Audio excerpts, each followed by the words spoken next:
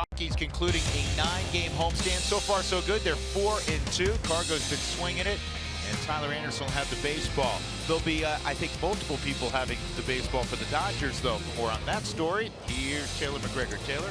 Yeah, Drew, the story of this game is the Dodgers' expected bullpen approach heading in today. Originally, it was Alex Wood scheduled to pitch. They moved him back to Sunday, and now they're going with Scott Alexander, a guy who has played in 99 big league games, but he's never once started. So I asked Carlos Gonzalez, how does the Rockies approach this game when there's so much unexpected? We're gonna play our game no matter what. I think the hard part is for the manager, who he needs to decide which pieces to put together in the lineup. But for us, we always prepare. We get ready for every day, and then if we're in there, we're gonna do our best. Well, if there is one thing we know, it's that the Rockies do well when they score early and often. 137 runs have been scored in innings 1 through 4, and then 5 through 9, 98. So 49 of those 130 and 7 have actually come in the first inning. Rockies really good in there, ranked second in Major League Baseball in innings 1 through 4.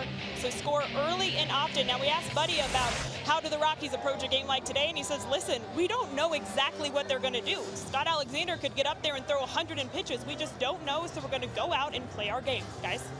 That's always the best advice, like Taylor, going back to when you're in high school. You never know what the opponent was going to throw at you. The Rockies and Dodgers. We are set for hardball. Come on back to 20th and Blake with us.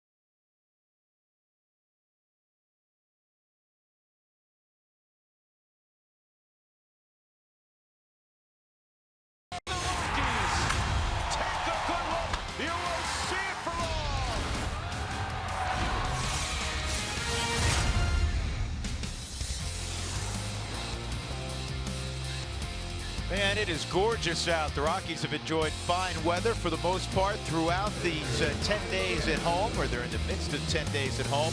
Rockies were in Los Angeles last week playing the Dodgers. They lost 2 out of 3.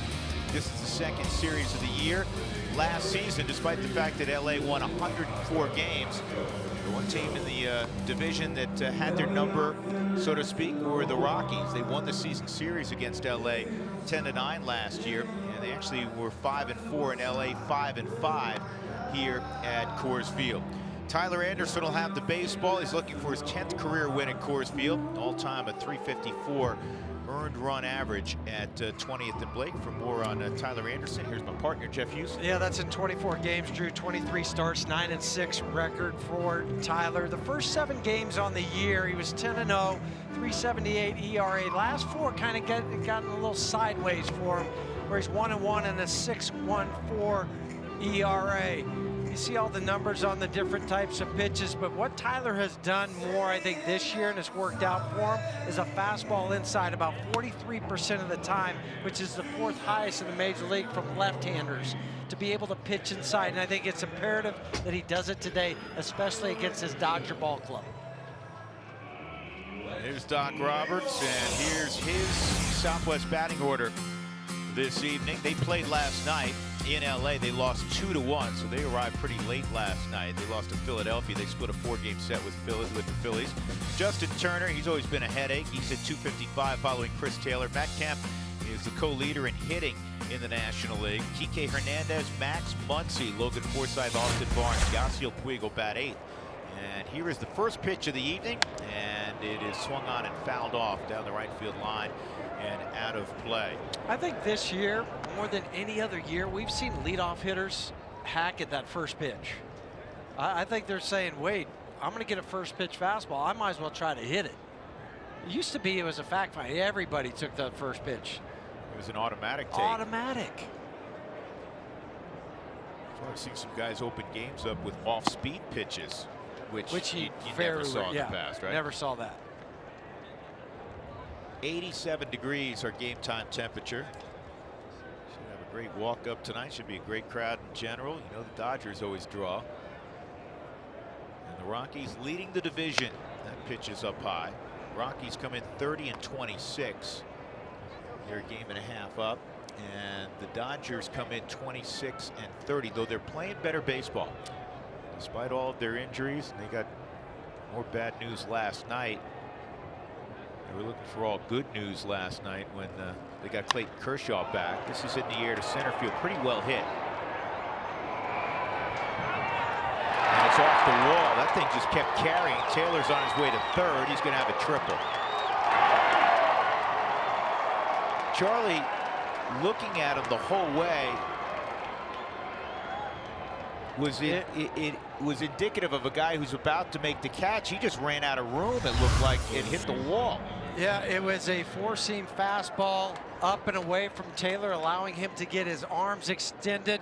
Charlie keeps going back, and we know this is kind of the wind tunnel area for the Rockies, where you keep going, and then Charlie runs out of room on the Subaru Supermo. That ball just barely misses his head. Carlos Gonzalez is backing him up, but that's the 5th triple of the year for Chris Taylor. And now here's Justin Turner. He's always done significant damage against the Rockies. He takes high ball 1.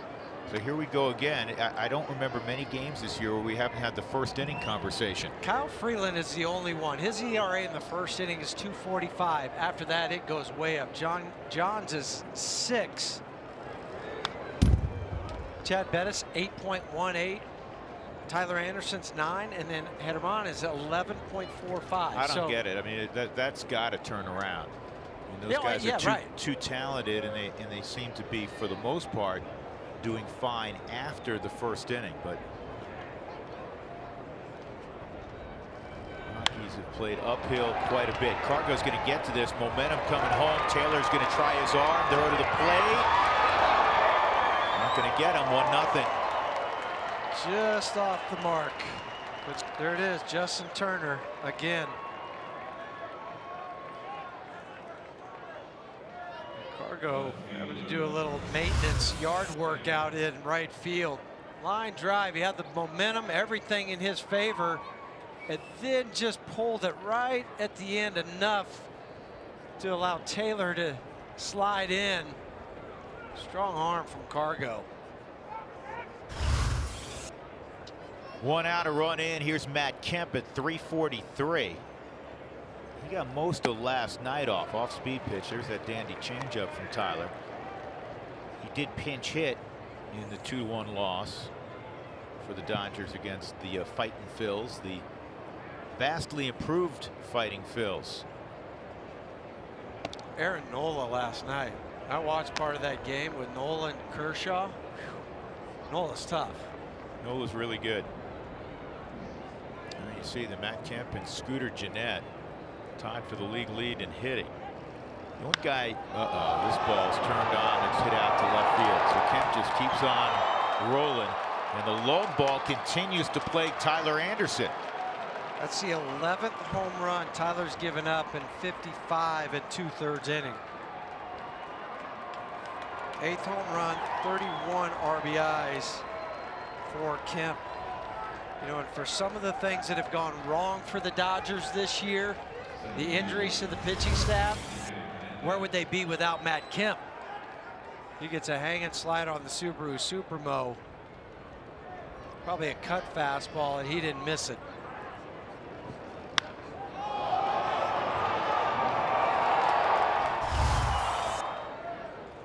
Matt Kemp's 43rd home run all time against the Rockies, and nobody's driven in more runs against Colorado than Matt Kemp. Yeah, that's 145 career RBIs against the Rockies for Kemp.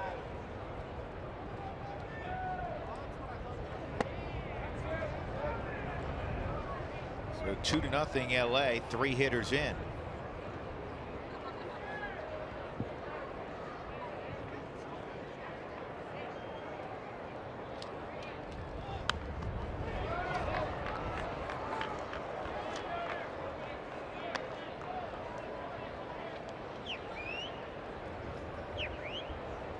The first 4 games of this homestand, the Rockies gave up first inning runs.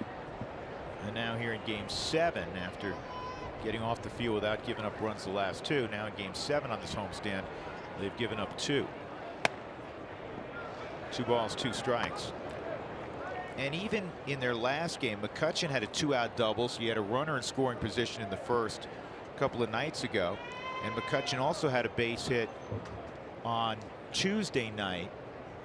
So there hasn't been that clean, crisp, you know, 1, 2, 3, 11, 12 pitch inning for the Rockies, and I can't remember when. Be hard pressed. I'm just going back through my book right now trying to find one of those days. 48 first inning runs allowed now by the Rockies, which is the 5th most in baseball. Now it's 3-2 on Hernandez, and he loses Hernandez. So this is a rough start for Tyler Anderson. While we have a moment, we'll check the gloves behind Tyler. Great to welcome back DJ LeMahieu, the Gold Glove second baseman, all-star second baseman. Para Blackman and Cargo in the outfield. And you know the infield well. Chris Iannetta has the gear on. You want to see DJ roll off about 100 games straight. Yeah, after the hammy and the thumb.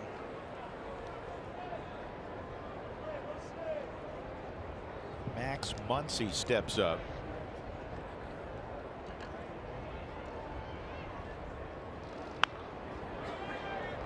Muncy, a Baylor product. We asked Dave Roberts before the game,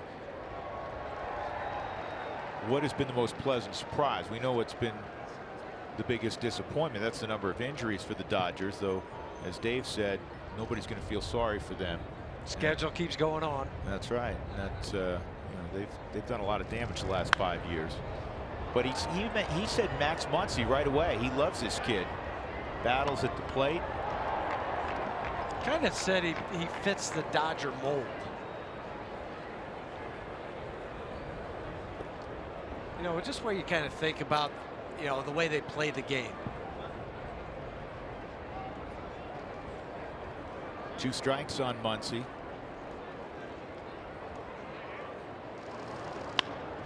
And this is looped to shallow center. Charlie will make the catch.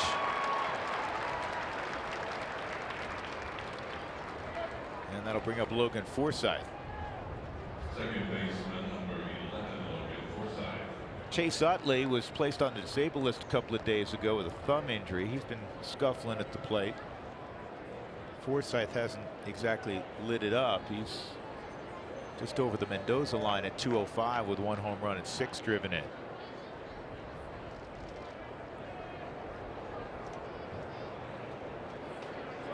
Dodgers got only 2 hits last night.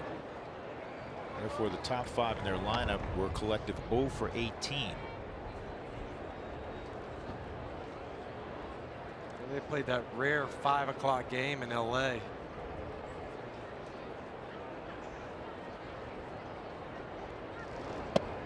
Kemp interrupted my story on Clayton Kershaw yesterday, so we'll get to it next inning.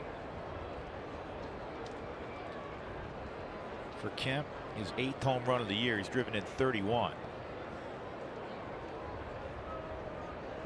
Anderson behind 2-0 on Forsythe.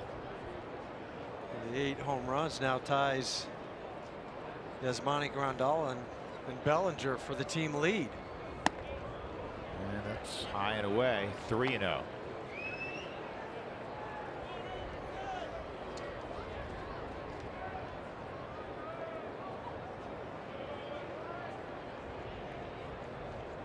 The look of irritation and concern.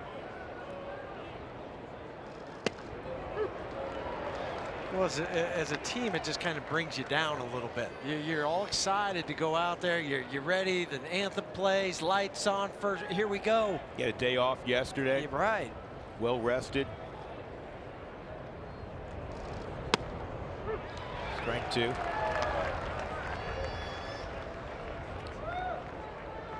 That's why the phrase in baseball, momentum is next day's starting pitcher. It is so true. 3-2. And this should get the Rockies, I think, out of the inning. Yep, Blackman makes the catch, but a triple by Taylor, sac fly Turner, home run Matt Kemp, and the Rockies down 2-0 early.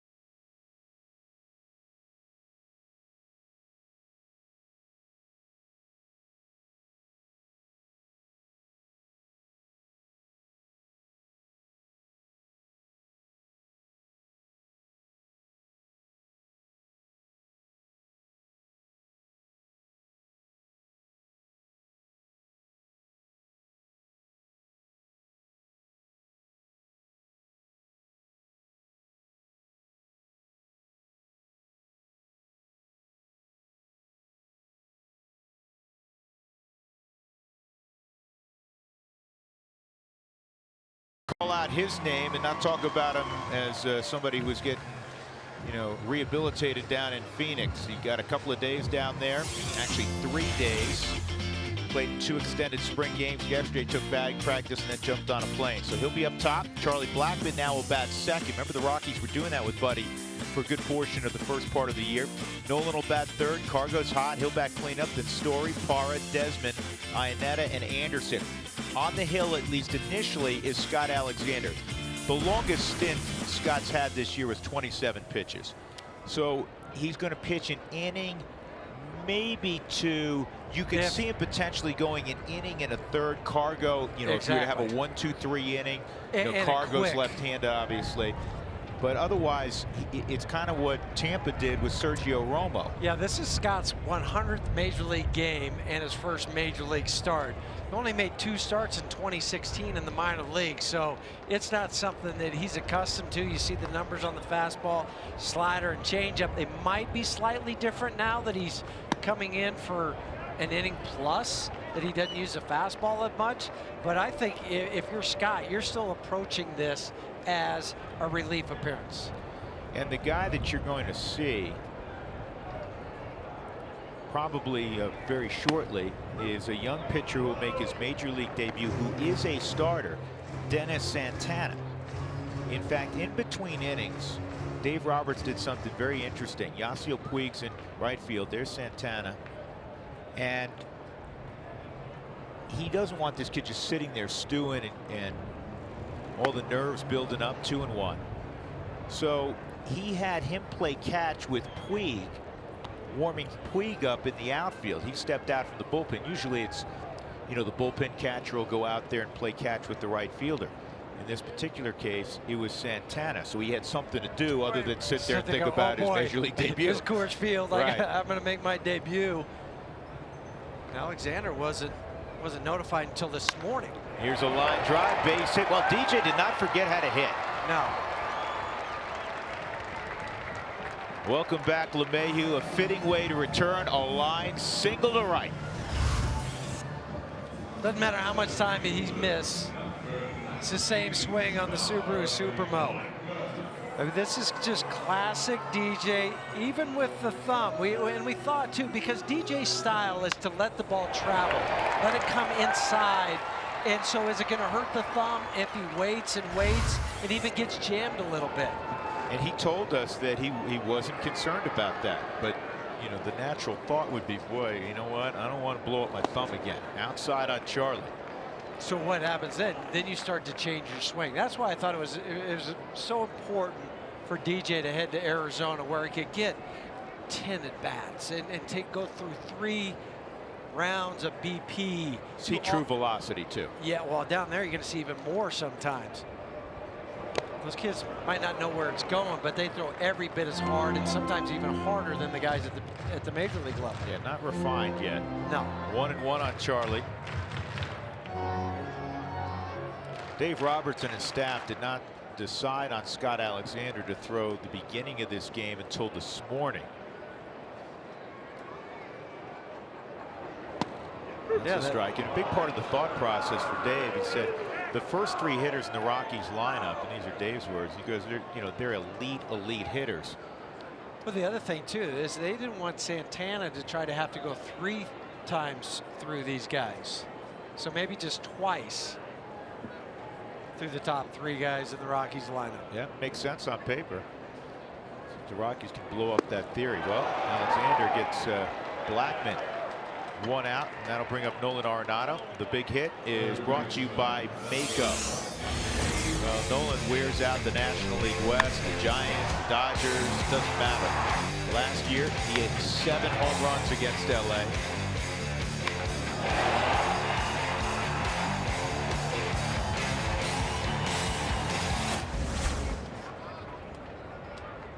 I don't think there's any team in the National League West that enjoys facing Nolan. Yes, we were just talking about Bruce Bochy just leaving and all the RBIs he's hit. He has 20 more home runs against the National League West than any other player the last few years. And the other player is Paul Goldschmidt. Yeah, Cargo's on that list as well. It's really absurd. Not only the numbers he's put up, but the numbers inside the division. And if you're going to win a division, as the Rockies aspire to do this year, you have to do damage inside the division. You're playing your divisional opponent 76 times. It's half the schedule, basically.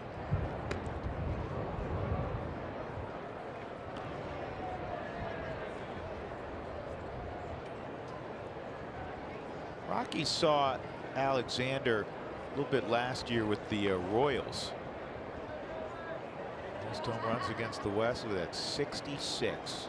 Next up is, as you said, Goldie with 46. Then Charlie and Cargo on that list, 3rd and 4th. It's been a good homestand for Nolan. 333, 3 home runs, driven in 8. Another thing Huey mentioned off the top, the Rockies have 8 guys right now hitting over 300 on this homestand. It's like hallelujah. Yes. 2-0. 3-0 with Cargo on deck.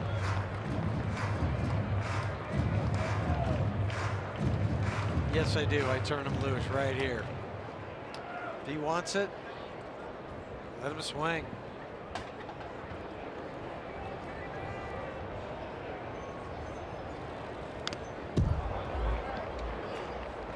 Alexander reached back for a little more, 94 on the fastball. Well, he knew that wasn't a free pitch. Yeah, because if he averages 92, if he thought it was a free pitch, the pitch would be 90. Again, just get it over and make sure it's called a strike.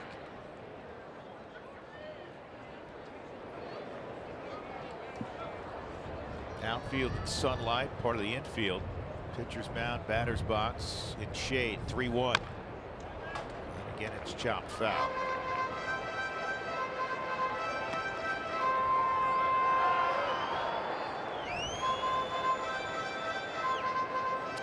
What makes it tough? We've said it before on the first baseman. That sun coming right out of left field area. And Max Muncy does not have a lot of experience naturally at Coors Field, so see if that plays a factor. This is to deep, short, and out at first base. What a play by Taylor. Because I thought once it got by Justin Turner, it really his only option was going to be able to go to second base, but DJ was going to beat that. But he decided to go all the way across the diamond. So the dive by Justin Turner, and then the one hop over to first base, and Muncy with the stretch. Closer look on the Subaru Supermo. Yep, we got him by a quarter step. So 2 outs, and LeMahieu at second base for Cargo.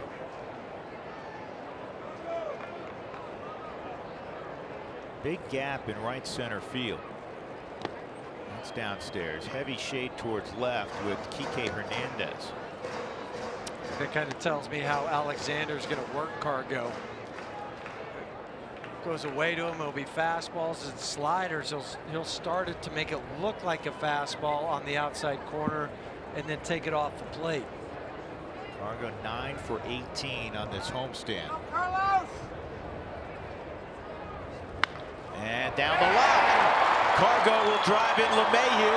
He's on his way to second. This may be triples territory. Triple for Gonzalez. And the Rockies are on the board. Stay hot, Cargo. 20 RBIs on the season for Cargo. And 2-out RBI. Off the left-hander. Everything that you could hope for. Second triple this season for Cargo. They wanted it away, it didn't get away, and he made them pay.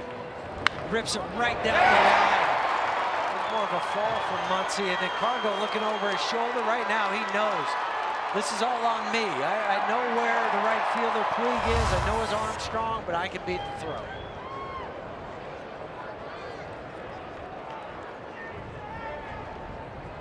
We always talk about it when you give up runs in the first, so important to respond quickly, and the Rockies have done that. And here's Story, and this is a bouncer slowly to short, and Taylor is going to throw him out. So Cargo drives in LeMahieu. It's 2-1 as we go to the second at Coors Field.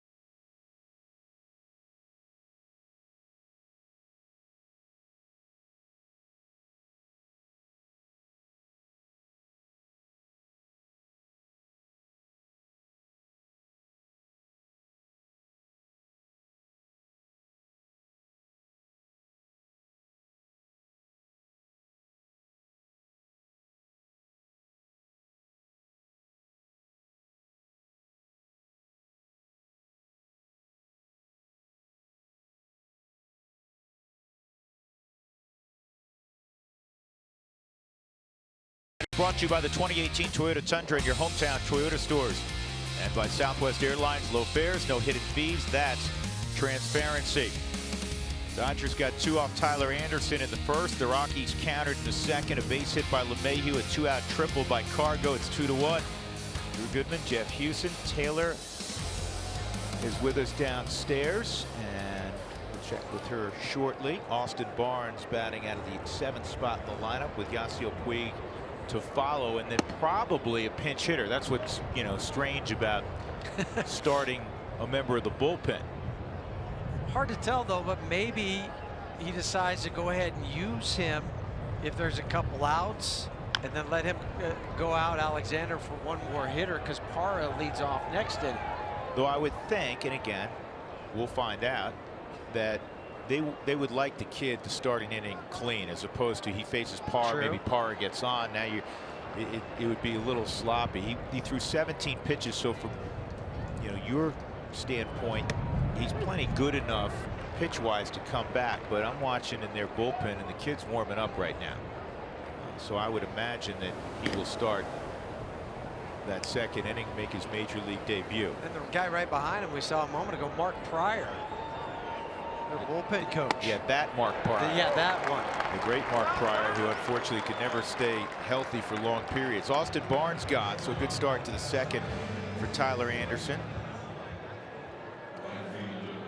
And that'll bring up the strong side linebacker, Yasiel Puig. He may be too big to be a strong side linebacker. I think he is. I was going to say. We always say this when we see the Dodgers. Yasiel Puig is put together.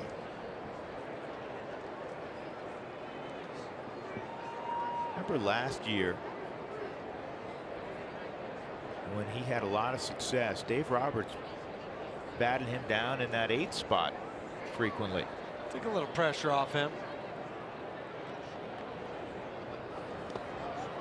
2-0.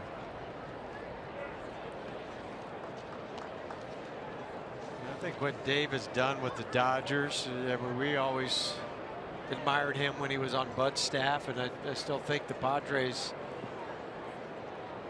should have made him their manager after they fired Bud. 2-1 off speed pitch. Just the job he's done in LA with LA. Yep. And I'm talking about the media and all the frenzy that surrounds the Dodgers. Well, it's no surprise that Dave Roberts and Buddy Black are very close friends, because there's a lot of similarities, and it begins first of all with intelligence. They are 2 of the sharpest guys you'll ever be around. Very affable guys. And yeah, I was surprised. You and I remember talking about it at the time when Buddy was let go in San Diego. It just seemed like a no-brainer that Dave Roberts was going to get the job. Good job by Anderson. Speaking of jobs, 2 outs.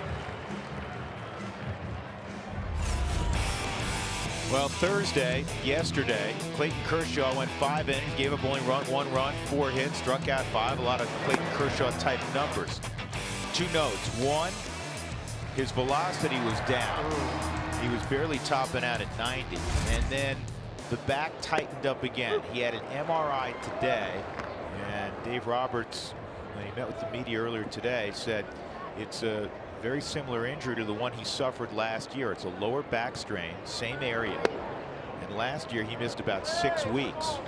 So they are going to be without Clayton Kershaw, who was placed on the disabled list today, for, I would think, at least in that neighborhood, and they may keep him out even longer just to err on the side of caution. Well, he was out originally with bicep tendonitis for almost a month, and now he makes the 1 start. And as you said, I was watching that game. He's 89, a lot with his fastball, a lot of off-speed pitches. Just didn't look like Clayton. Alexander got the hit, and that I think had more to do with the fact there was 2 outs and nobody on. With just 4 players on his bench, just like the Rockies. Most National League teams seem to want to burn somebody early. 2-1 the score. Rockies left Parra leading off upon our return.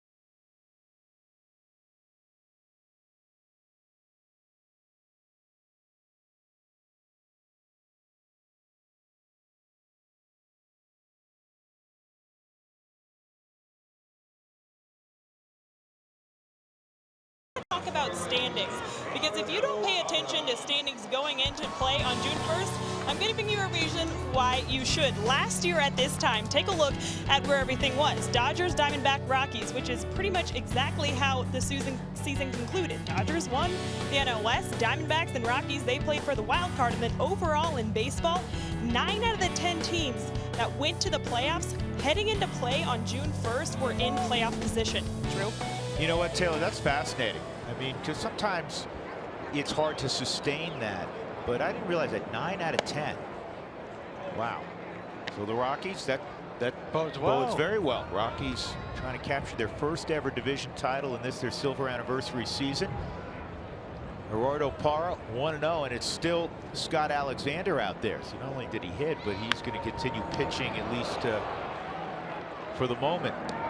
Good play by Turner. He takes a hit away from Parra, 1 out, and that'll bring up Ian Desmond.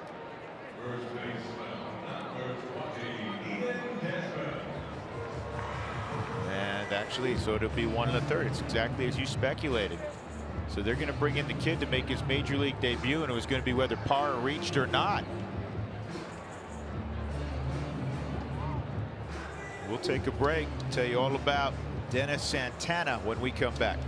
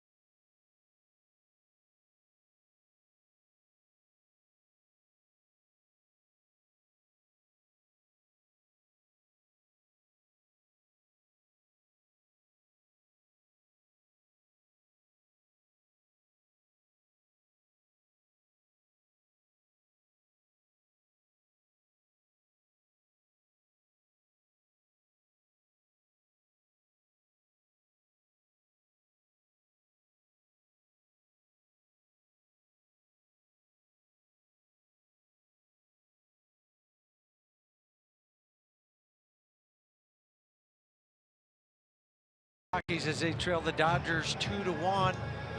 Time now for the Pizza Ranch for the win. And don't get pinned in. The Dodgers bullpen ERA 3.98, which is about middle of the pack in the National League. But it's going to be a little different today because you're going to have some guy right here, Dennis Santana, just 22 years of age, making his major league debut right now. 1-3 on the season between AA and AAA, 2.54 ERA, but he did not allow more than 3 runs in any of his starts down in the minor leagues. Different animal right now, though. His first big league pitch was 95 miles an hour, but it bounced up there. Last year, he started the year in the Cal League in Rancho Cucamonga in A-ball. Outside, 2-0 on Desmond. And if you're wondering about pitch counts or anything like that, they're just going to let him go as long as he's effective. It's not going to be, well, we've got to take him out at 50 pitches or 75 pitches. That's a gift. It was off the plate. There's no baby about that one. That was a gift. When a guy's 2-0 and he hasn't been close the first couple, definite gift on the Subaru strike zone.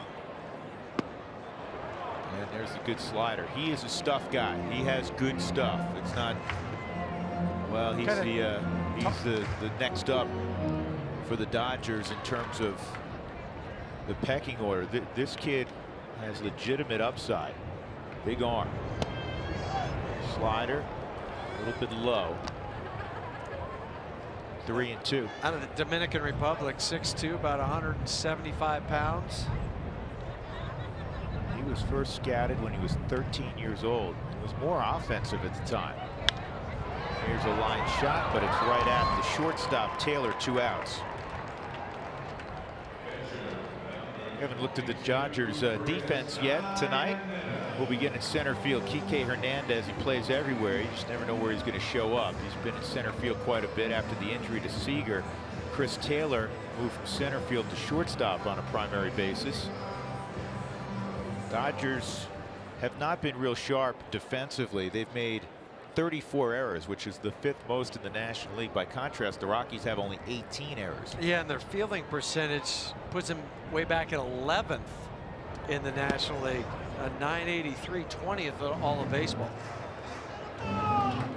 Chris Iannetta, 2 outs.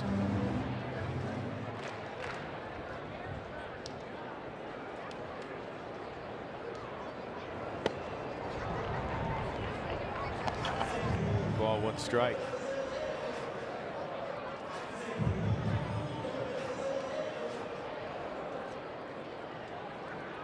Well, what they did down in Tampa has gotten a great deal of attention, where Romo starts and then they bring in, you know, a guy behind him.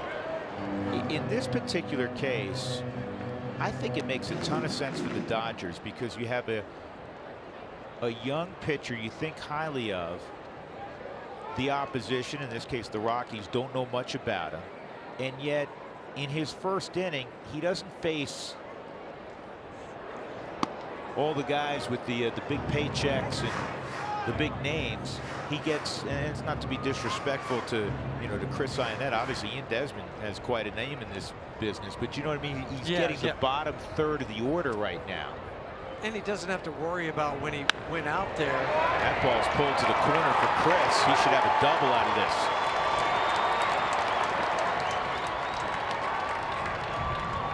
The kid got his first out, and now he gives up his first knock. A 2-out double for Chris Iannetta. Chris has pulled a couple down the left field line, almost in the same exact spot. Subaru Supermo flat slider. He reaches for that one and ropes it. Trots in easily for his 8th double this season. This will at least flip the lineup over.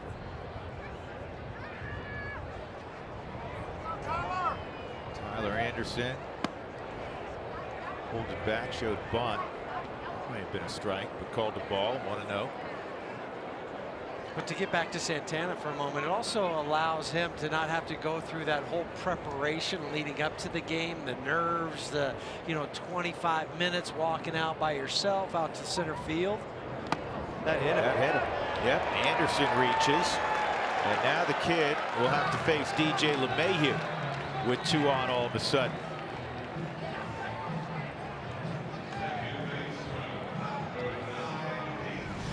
Yanked this one hard. That's a fastball. Gets Tyler on the back of the right leg. DJ with the base hit his first time up to right field.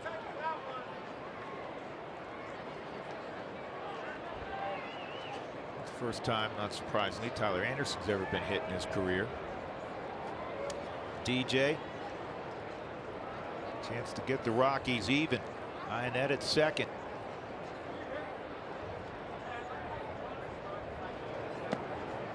Ball 1.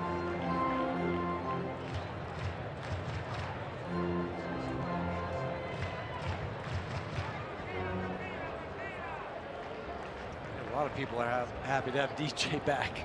That locker room today, when he walked in, it was like, woo, he's back. Well, he is so widely respected in-house and across the way in the opposition dugout. 2-0.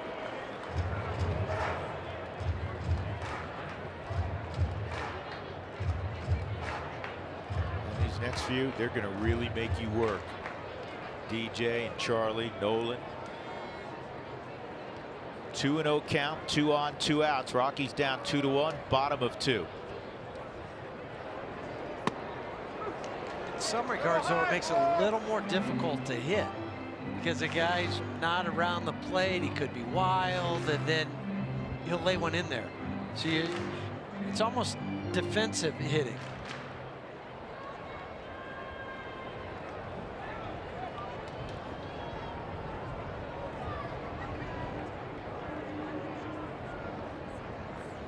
2-1. And this is lobbed into center field, a base hit. Here comes Ionetta around third. Throw is going to be offline, and DJ's come through once again. Welcome back, DJ LeMahieu. The Rockies have tied it. LeMahieu's 2 for 2 in his return. You think he's been missed? I think he's so. a great player. He's just a great player, and great players come through. Drew, we were wondering what that thumb's going to be like. Watch where this pitch is. Kind of had to pull his hands in, had to manipulate the hands to get it inside the baseball and dropped it into center field. Hernandez double clutched. That ball kind of traveled in the outfield to get rid of it before he did. Ionetta was able to score. Huey, we asked a question, we talked about this last inning, to DJ during batting practice. Would you be concerned, that's your whole game, letting the ball get deep, worried about getting jammed with the thumb? And he gave us the verbal answer, nope, not worried about it at all. There was the evidence of it. More importantly than whatever you verbalize, there it is in practice. Because your mind's going to do one thing sometimes when your body, when you're trying to tell yourself, let's do another thing. Yeah, you knew what the right answer was. Yeah, but your mind knows what the right answer is. I think for DJ, all the questions were just answered. 1 ball, 1 strike. We're going to go back to this side swing and on contact. See how close this is to his body, and then he gets extension afterwards. Now he is wearing just a little thumb protection, and it's different than what he wears out in the field. 1-1 on Charlie, he'll back out. I mean, the thumb protection for when he hits. And I guarantee you, he had a crack in a bone, all right? There's no way that that's 100% and completely pain-free. There's just no way. No, not at all. But there comes a point where it's tolerable. This ball pulled down the line, extra bases, Anderson will score. DJ may have a chance to score. He's around third. He'll score easily. On his way to third, Charlie Blackmon, 4-2 Colorado. Rockies welcoming the kid to Coors Field. All with 2 outs. Well, all the runs the Rockies have scored today have been with 2 outs. They had the one in the first with the cargo triple, and now Charlie with another triple of his own. Last year he had 14 triples. This is his 3rd one this year. 3 triples already in this ball game. 1 by LA, 2 by the Rockies. DJ coming around to score his 2nd run tonight.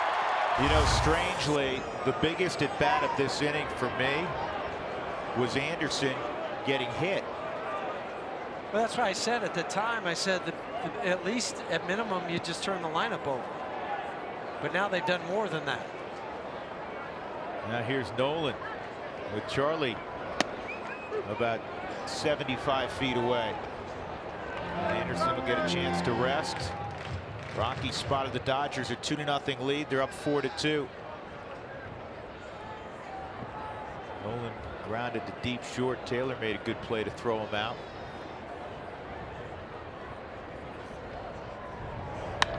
This ball lined toward right center field, and the catch was made by Hernandez. That was an outstanding catch because I think that ball was knuckling a little bit. So the Rockies put 3 up on Dennis Santana, making his major league debut. 4-2 Rockies.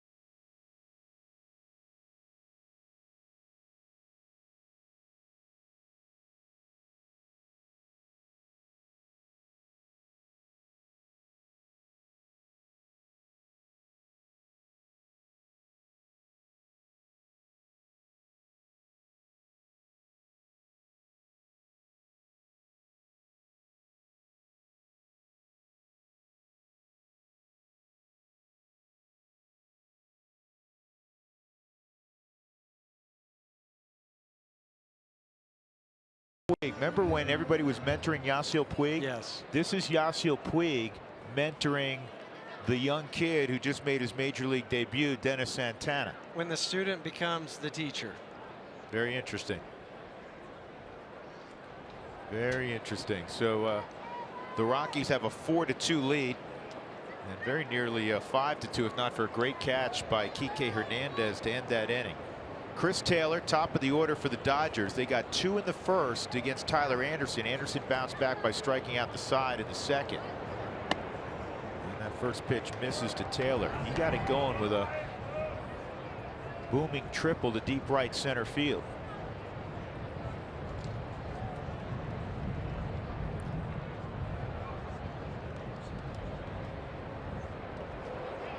And the 1-0 off speed, 1-1. Looks like Tyler is kind of found that off-speed pitch. He found it especially to Puig when he struck him out, because he was out in front on all 3 pitches. He has to have his changeup, and typically he does. 1-1. He'll double up on it. That was a fastball, and it was well located. 1-2 on Taylor. Breakout season a year ago for Chris, the former Mariner.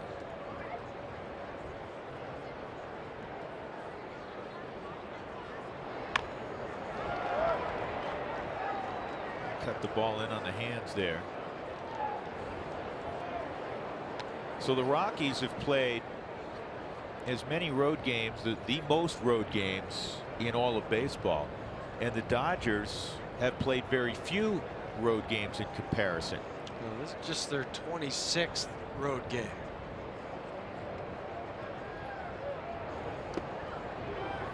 Of course, one of the storylines of the first part of 2018 for Colorado is the fact that they have been a great road team, which we haven't often said that through the years. No, when you think about the times they've gone to the playoffs, they have been a very, very good road team.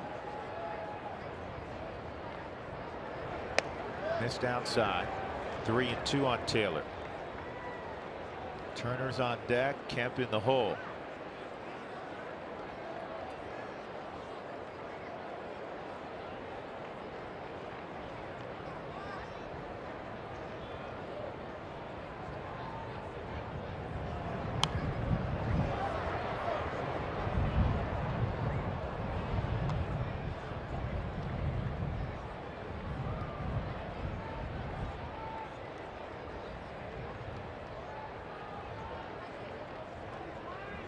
Anderson prepares for another 3-2 delivery. And a line drive right at DJ. 1 out.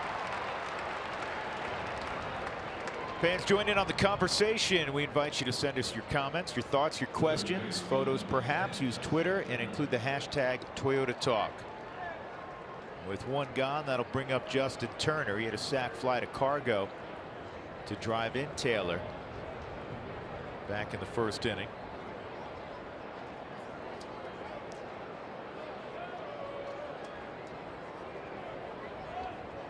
The 2 toughest outs in the Dodger lineup night to night. Justin Turner and Matt Kemp, and in particular when they play the Rockies. Yeah, Justin Turner, 363 career against the Rockies, and you talked about Kemp in his 317, but the home runs and the RBI. 43rd career home run in the first inning against the Rockies. And this year Kemp's hitting .436 with runners in scoring position, which is off the charts. But there's very few guys you want to come to the plate as an opposing player than Justin Turner. The game's on the line. I think it's got to be how other teams feel when it's Nolan. He tried to go quick with him there, and he lines it to center field. So 1 out. Turner's at first base for Kemp. We'll go back to that line drive a moment ago off the bat of Chris Taylor to DJ. We talk about his hitting, but you also have to worry about a little rattling in the glove for DJ. And if you don't catch it in the webbing, now when he caught in the webbing, which is okay, but he's wearing a thumb guard. You can see that little white piece. It's a hard plastic material, much like catchers wear, so their thumb doesn't get bent back, and it provides a little protection for that area.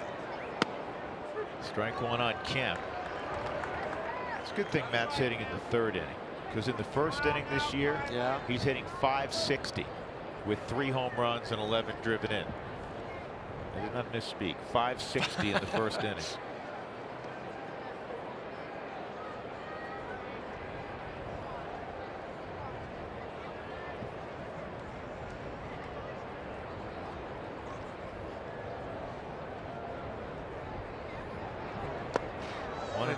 You know, Kemp in the past, and he was kind of, to be honest, hit and miss. He had a kind of a mercurial personality, and you know, we see Matt now. He's always got a big, broad smile on his face, and people who cover him every day say he's been absolutely fabulous. You know, you've been around a while, you grew up, and he's back where he wants to be, Huey. Back where he was drafted, and he was on some clubs that weren't winning.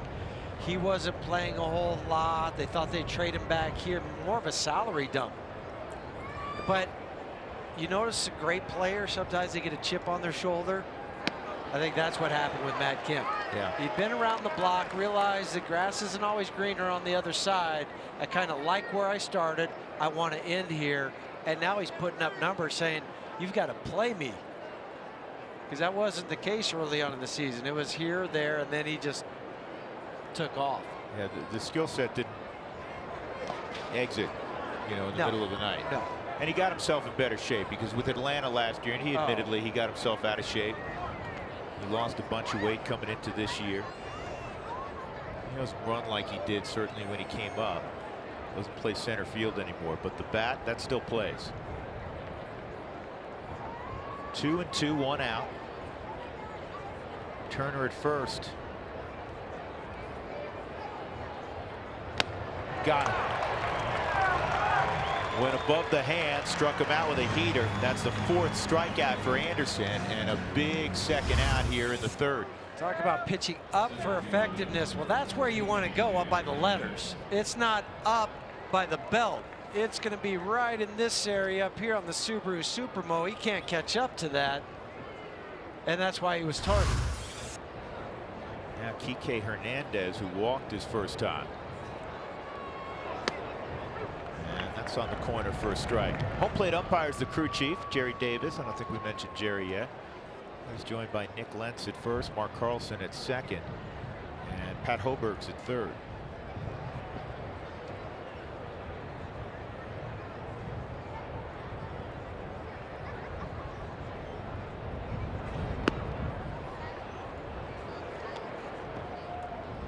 Justin Turner, smart base runner, not a flyer, but you saw he got the right spike in the ground and worked back to the bag quickly, especially with an open side. Iannetta eyeballed him on that pitch away. It's a pitch with, you'll see catchers snap throw down there when the ball takes them in that direction. He just does everything right. Yep. Good player. Good. He's a very underrated third baseman defensively. He's outstanding with the glove. Well, he is. He's the second best probably guy in the National League. He's going to take a back seat to 28. Yes, he is. Hard to upstage that guy, though. Virtually impossible. 1-2. Good block by Iannetta. I tell kids all the time too. It's, you know, talking about base running. Everybody equates base running and base stealing with speed.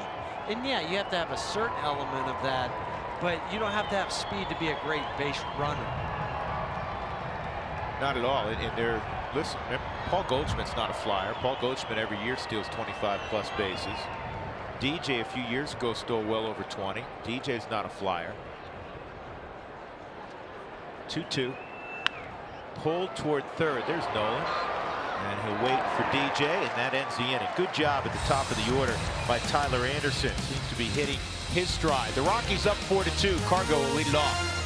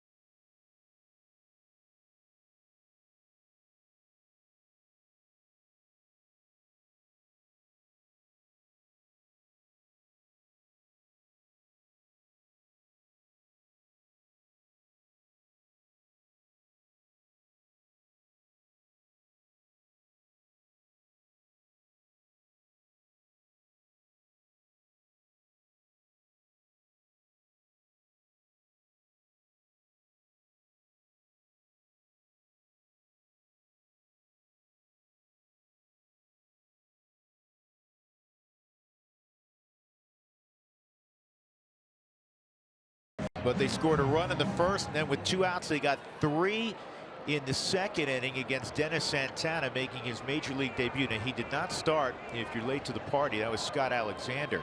Fans, when the Rockies score 7 or more, go to participating Colorado Taco Bell locations the next day between 4 and 6 to get your Rockies taco special at Mossett Taco Bell. Outside on Cargo. He pulled a triple down the right field line with 2 outs in the first to score DJ LeMahieu. So Cargo is 10 for his last 19. And that's down the line, the same spot, but just fouled. And even the balls now that he's pulling, it's the barrel of the bat getting to the baseball. It's not, okay, he's so far out in front, he's kind of rolling over, but he's strong enough to hit it past guys. Yeah, it's a huge difference. He has found the barrel very, very frequently the last week. It's been great to see. 1-1. 1 ball, 2 strikes. This is nothing new for Cargo against the Dodgers at Coors Field. 59 career games against LA here at 20th and Blake, and he's hit a robust .364 with 17 home runs.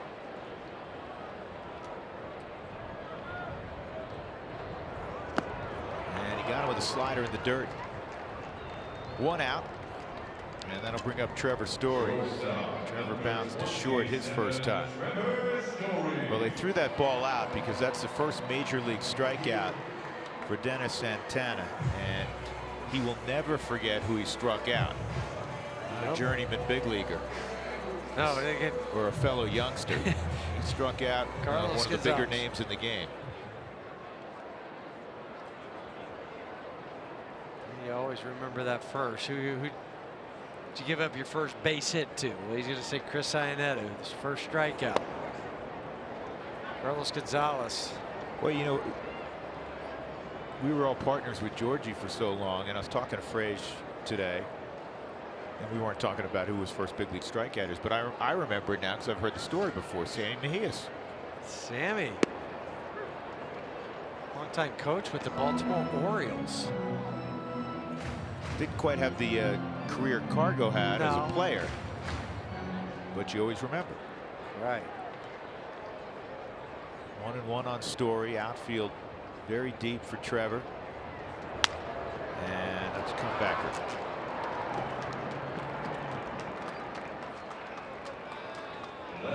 So with 2 outs, that'll bring up Parra.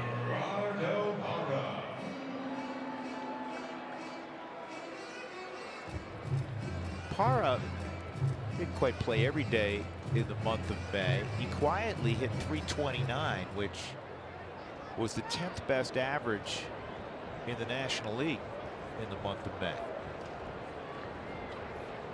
And in case you missed it earlier, folks, again, David Dahl on the DL. Broken foot. Fouled a pitch off his foot on Wednesday. That was the 8th inning. Ended up grounding out. It's not a displaced fracture or anything like that. No surgery required, but it's going to keep him out in the neighborhood of 6 to 8 weeks. Those outfielders that Buddy was juggling for a while are going to be playing a lot more. I think you'll see a few games now where Ian goes to the outfield. But this was Wednesday night, right off the top of the foot, off the slider of Sam Dyson.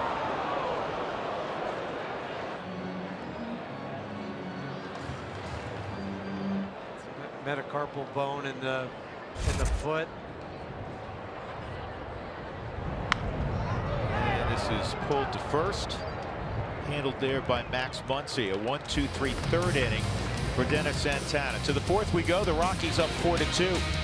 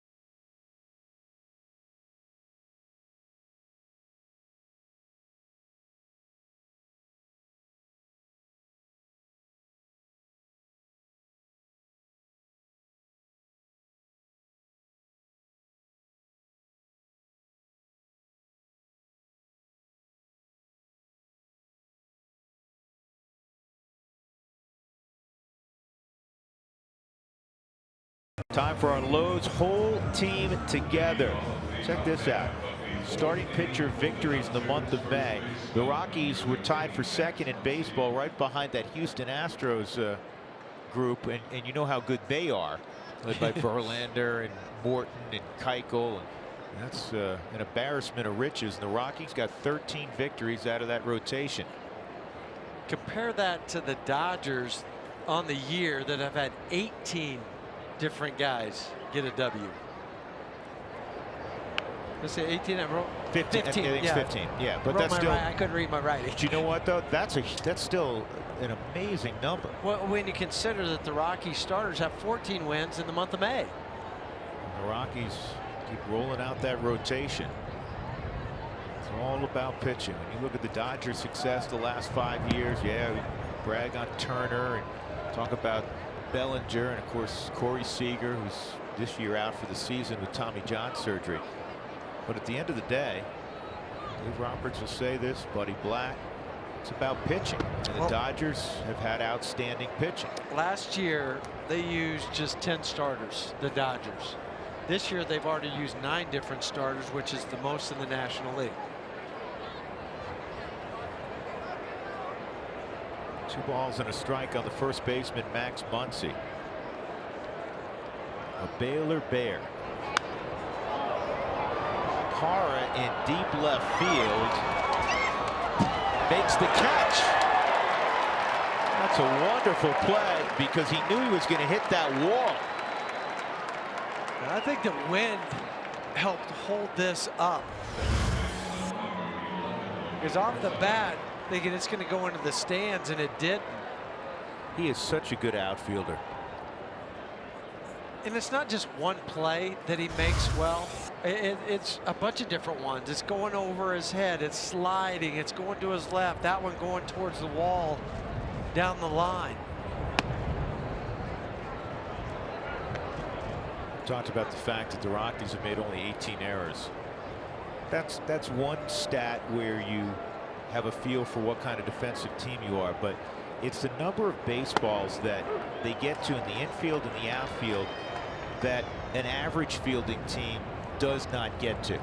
That just may be a long strike there for a lot of teams. Sure. Instead, it's 1 out. And then I think the pitchers understand that fact too. They're saying, well, you know, I've got this great defense. They've got great range on top of being able to make sure they catch every single ball that's hit to them. Not afraid to pitch to contact. You shouldn't be. Parra, Gold Glove winner in 2011 and 2013. Cargo has Gold Gloves in right. LeMahieu Gold Gloves. Story will have Gold Gloves. You know Nolan's deal. Where's that? Just missed it. Off the Subaru strike zone. 5th pitch.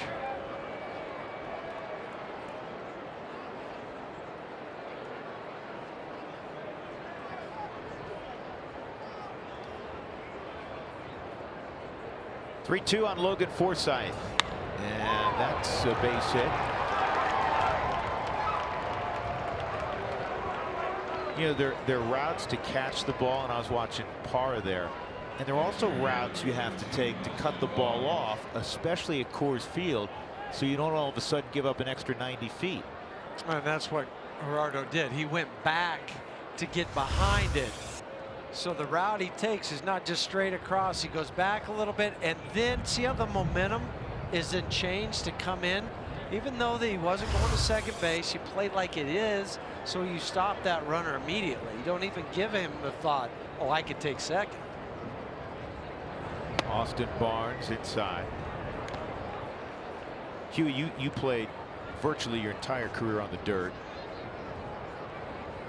Primarily a shortstop. You played second, played first. I believe you told me on a couple of occasions you ran out to the outfield, right? Yeah, I made some starts in every position in the outfield. Well, as an infielder, you know, because it's second nature to you, you knew which infields were particularly quick and which ones were a little bit slower. Well, an outfielder has to know which grass is a little bit quicker, and we don't talk about that much. No, and is the ball gonna snake on me? Which way did they cut the grass? Is it going to cause it to move on me as I go to get it? Is it slow? You have to know the guys running out of the box too. Who always hustles? And who's kind of a jogger out of the box because he got his single and he's computing his batting average already. Exactly. Yeah, There are some of those, right? Yeah, you have guys like that, so you got to know all of that. Barnes struck out his first time. President Parra getting it done. Presidente. Off speed pitch, 2-2.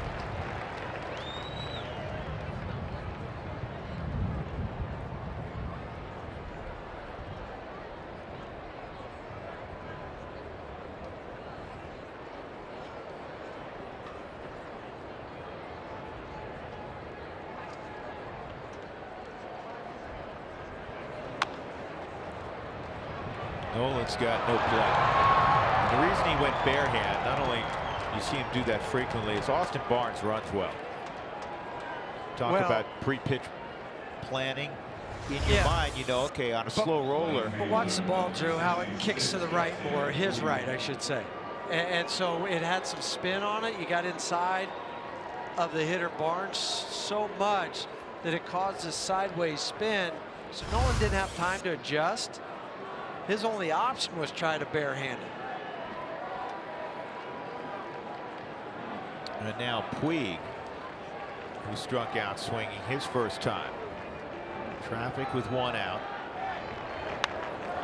This is pop foul. In every game, not just late in the game, there are sequences, there are at-bats that are a little bit more significant. This is an early in the game, mid-game, if you will, significant at-bat. The pitcher's on deck. And not going to pinch hit for him at this juncture. Santana's going to have his first big league AB. 1 out, 2 on.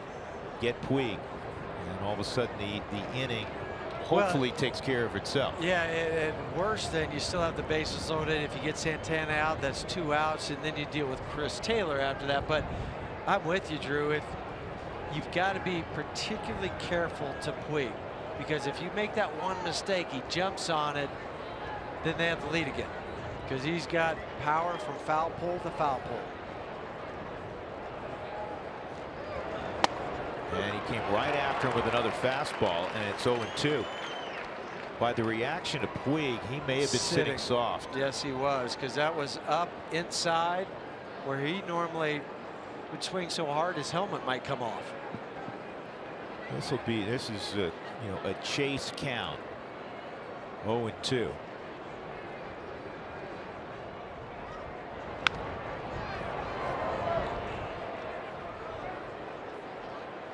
The good news is, if you do get him to hit it on the ground at somebody, you have a chance for a double play. You don't worry about all the other stuff we just mentioned. Rockies have turned 59 double plays on the year.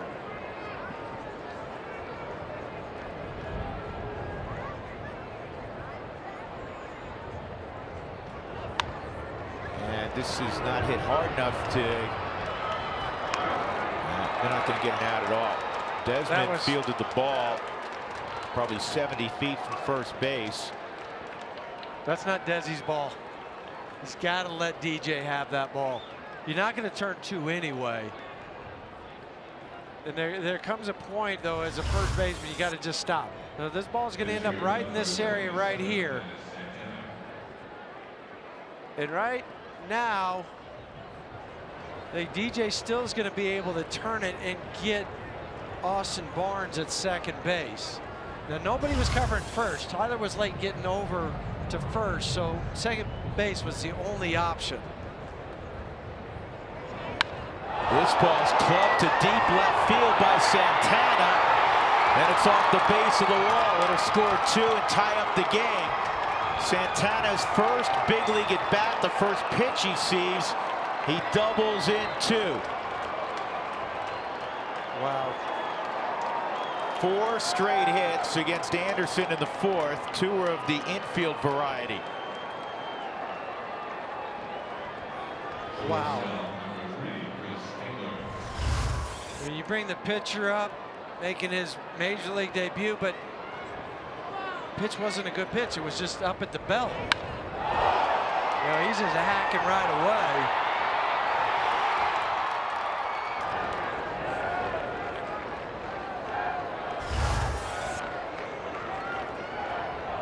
Again, when Santana was first being looked at as a potential signee, this ball in the air to pretty deep right. He's going to get the go-ahead run home. And the Dodgers lead it 5-4 as Taylor with a sac fly and his 21st RBI. But Santana was such a gifted athlete. He was looked upon as a two-way prospect. That swing looked like a guy that's comfortable in the batter's box. When he got a good pitch to swing at first at bat. Because I think if you would have thrown that pitch anywhere, he was going to swing. He was so amped up to be in the batter's box for a major league game. Yeah, especially with the bases loaded.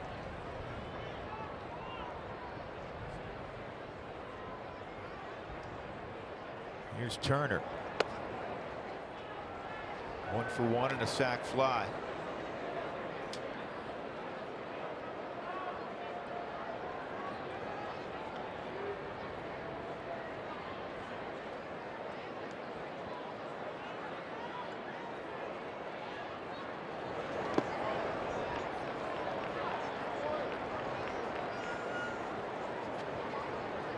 Barnes a roller that went for a hit. Puig a roller that went for a hit.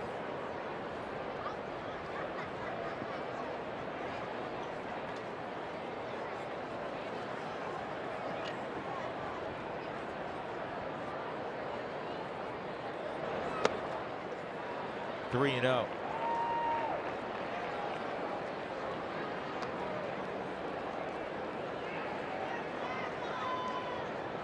He's being ultra careful, understandably, with Turner. The problem is Kemp's on deck. And that pitch in the Subaru strike zone, but called ball 4. See if with Kemp coming up, if Steve Foster comes out.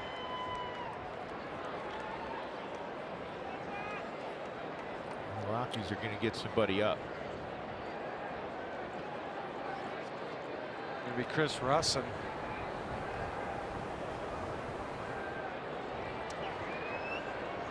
Well, the Rockies are celebrating Play Ball Weekend on June 9th, and all kids through the gates that day for the Rockies Diamondbacks game will receive an MLB Play Ball Weekend wristband.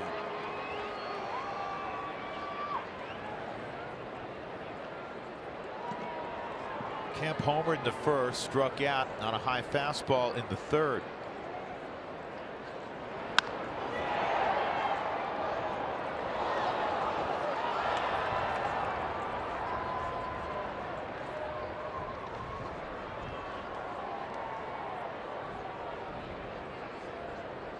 Kemp, who finished second in a close vote to Ryan Braun several years ago for the MVP in the National League, is putting up MVP kinds of numbers through the first couple of months this year. Up and in. He's at 436 with runners in scoring position. Jeff mentioned that earlier. His 435 averages with runners on base period leads the big leagues. 8th man to hit here in the 4th inning.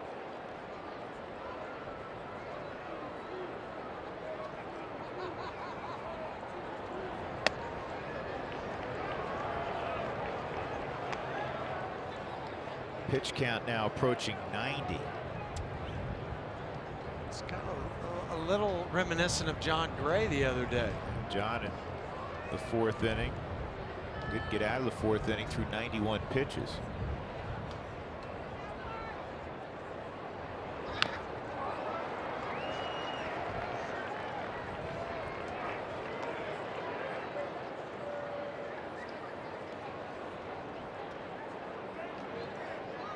Rockies had also staked John to a 4-2 lead heading into the 4th.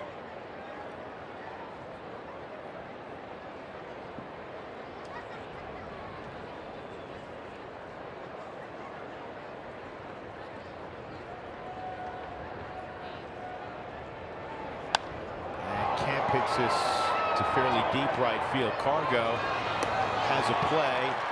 One stride in front of the wall. 3 runs come around for the Dodgers. Dennis Santana, first major league hit, drives in 2.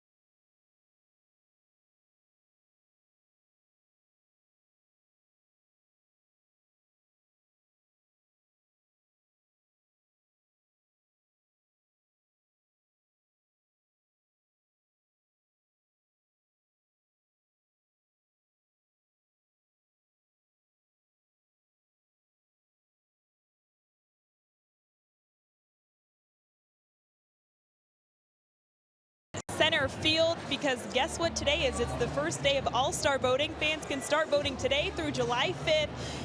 And we're going to make sure all of our favorite Rockies are in the All-Star game this year. So all you got to do is come out to this 10 and right center field, and our guy out here will help you vote. I'm going to vote Desmond at first base in the National League. There we go, vote. And you can also choose the American League. I'm not going to worry about that right now.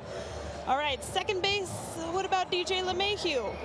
You can vote up to 5 times in a 24-hour period and 35 times total on the year. So everybody get an email, get out and vote for your favorite Rockies to make sure that they enter the All-Star game.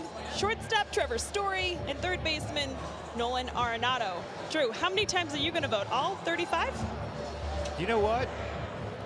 I vote for the guys. You know, you want to see the number of Rockies there. Obviously, I try to look at the stats and vote for you know, who I think are having the best year. Nolan's going to be there. You know, a lot of the guys that you'd expect to be there with the Rockies hopefully will be there in Washington for the Midsummer Classic.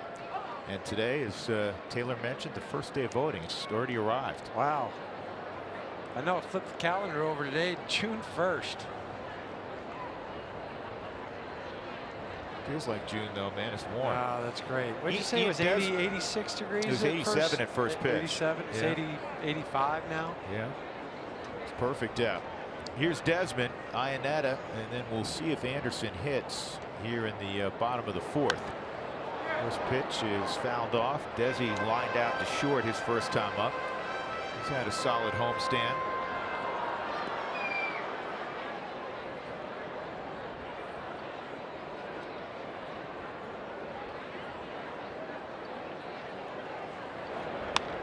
This ball's lined to center field. It's right at Hernandez. So twice tonight, Desmond's hit it on the screws, but right at somebody. And with 1 out, that'll bring up Ionetta, who started that 3-run rally in the 2nd with a 2-out double against Santana. Hit a slider. Was able to pull down the line.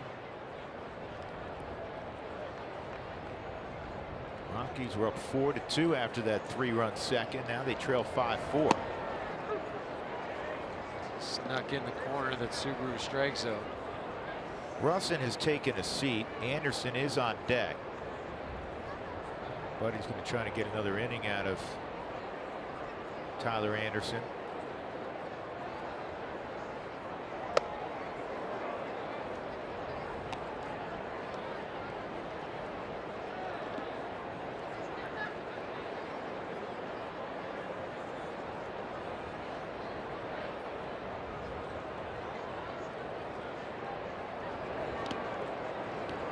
2-1.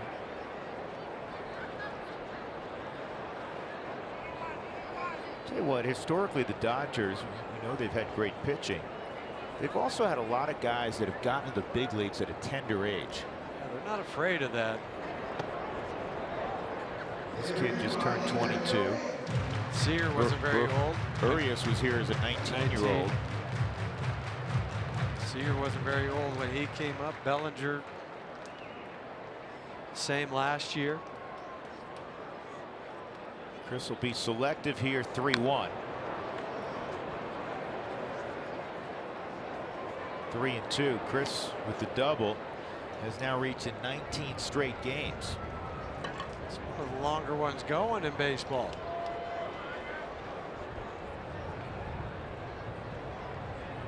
Second longest in the National League. Second longest of his career. And he'll reach again here with 1 out. Tyler Anderson will try to move him along.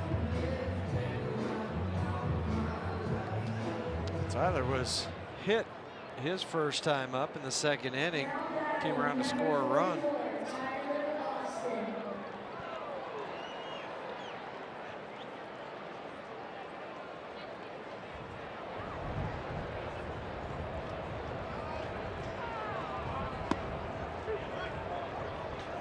Pulled the bat back. It was in there for a strike. Tyler, one sacrifice bunt on the year.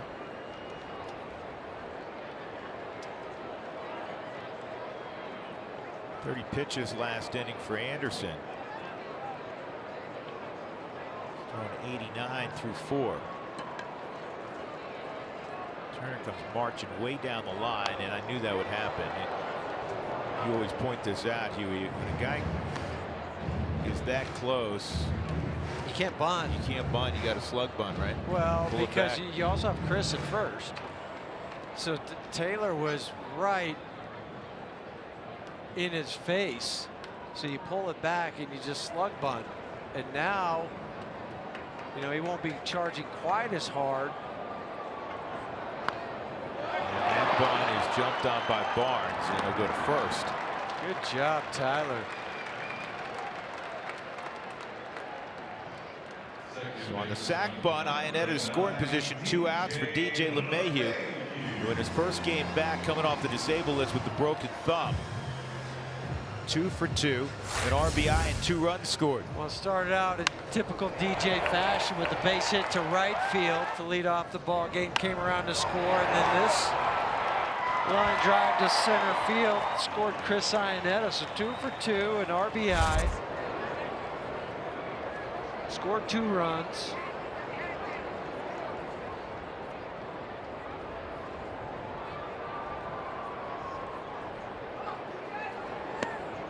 And he gets a breaking ball for a strike.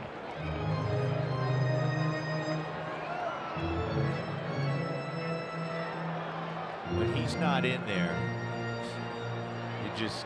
you watch the last couple of weeks. The Rockies lineup not the same, not anywhere close on both sides of the ball. 0-1, 1-1. And I think that's one of those, DJ's one of those players that's not underappreciated in the locker room, but I think outside of baseball at times he could be, you know, outside of this locker room and this baseball arena. You know, other teams kind of look at him, but man, when he's gone, big void. Two and 1. Just brings his lunch pail every day.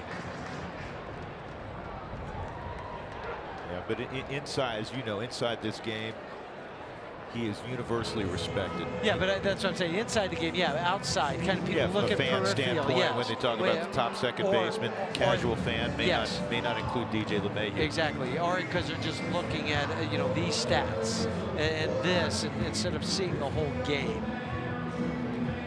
Well, DJ started the game in a good mood for 2 reasons. 1, he was back, and 2, he won a little side bet with Buddy Black because LSU in a regional beat Buddy Black's San Diego State Aztecs 6-4. It was a 3-3 game, and they were playing it on the scoreboard in left center field during batting practice.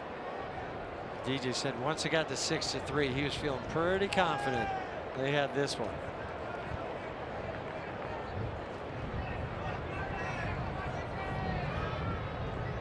But he's going to join us next half inning from the dugout. Here's the 2-1 to DJ.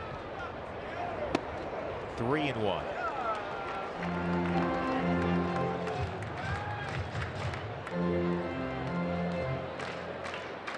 The Rockies scored all 4 of their runs with 2 outs. They're trying to add a 5th here with 2 outs.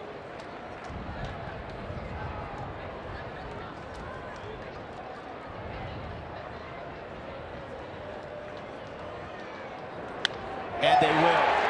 Pulled to left. And easily scoring Zionette as Kemp had to go to his knees to keep that from scooting by. DJ is 3 for 3.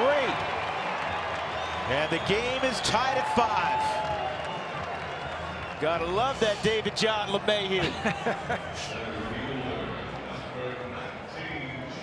Kind of run out of words after a while to describe DJ.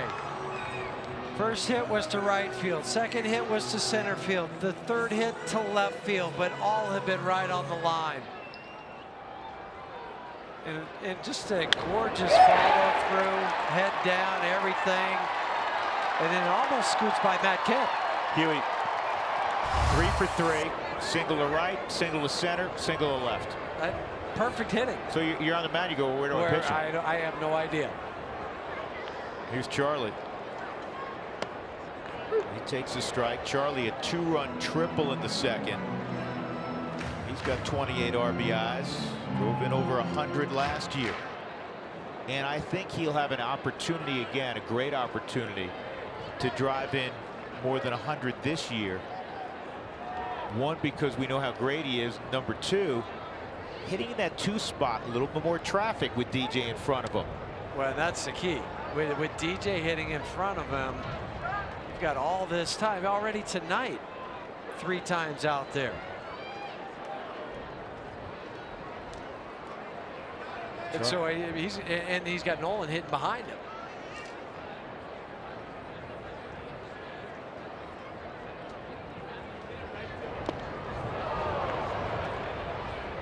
That was very un-Charlie-like. You took the words out of my mouth. I was say that's so uncharacteristic. You don't see him chase that badly on especially on an 0-1 pitch. Change up on the Subaru Supermo.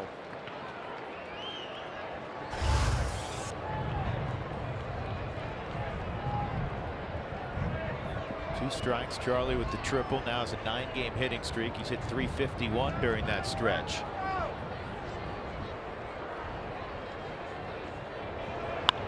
And this is popped up to left field. Kemp coming on. There's a lot of wind out there, and Matt handles the wind and the baseball. So it's 5-5. Another 2-out run for the Rockies. DJ LeMahieu once again. We'll talk to Buddy Black in 60 seconds.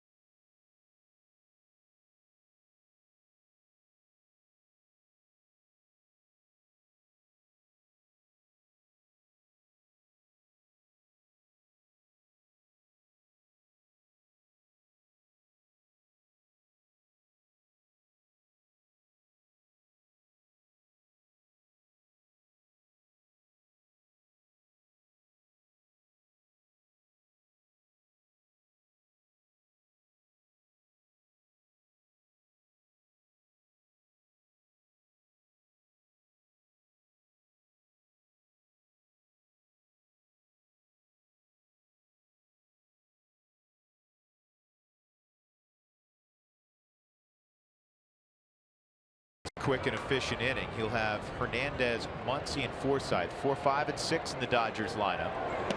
And a breaking ball for a strike as Kike Hernandez swung over the top.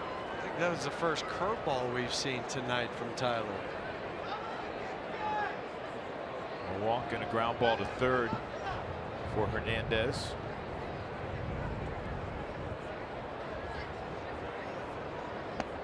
That's a strike, 0-2. Hernandez has played every position this year for the Dodgers, save behind the plate or an appearance on the mound. Those National League guys that every manager covets. Doesn't have a great average, but he's done some damage. 7 home runs for Hernandez. I think 5 of those 7 home runs have come at Dodger Stadium.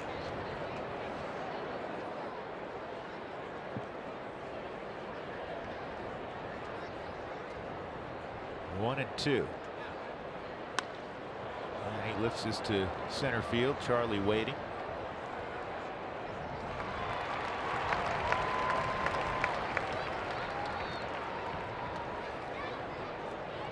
Bring up Max Muncy. Muncy, a fly ball to center field, a fly ball to deep left in foul territory by a couple of feet, and Gerardo Parra made a terrific catch on as he slammed into the wall. And another opportunity, this one a little easier for Gerardo. 2 outs.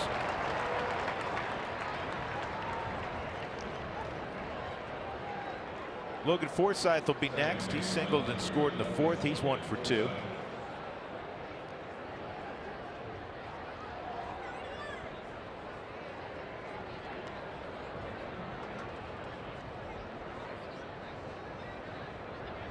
Dodgers have picked it up. They're 10-4 over their last 14 games.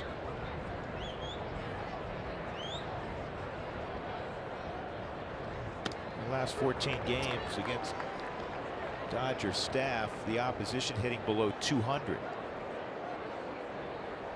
Well, their bullpen's been better in May too.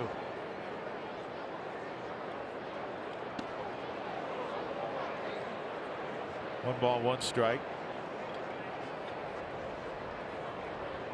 Tyler stumbled on that throw.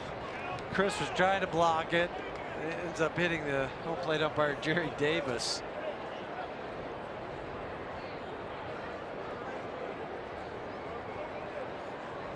Looks like he's okay.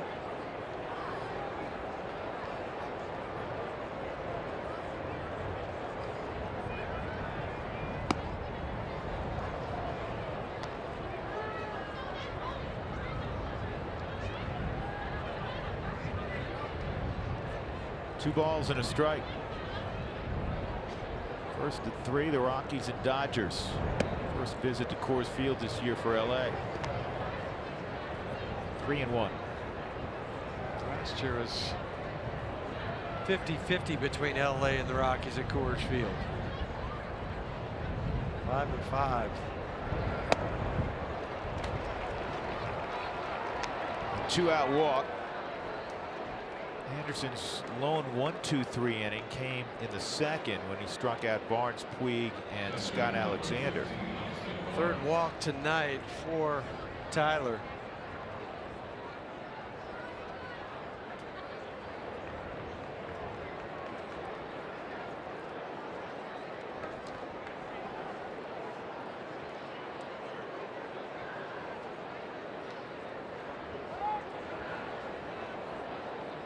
Did you notice last night in that Philadelphia Dodger game, Franco scored a run for the Phils and never came close to touching home plate. I mean, it was a foot away too. The Dodgers didn't challenge. Why not? Can't answer yet.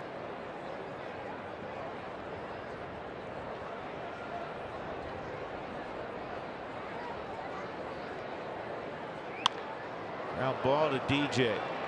We'll show you that video a little bit later on. There's the end of the inning.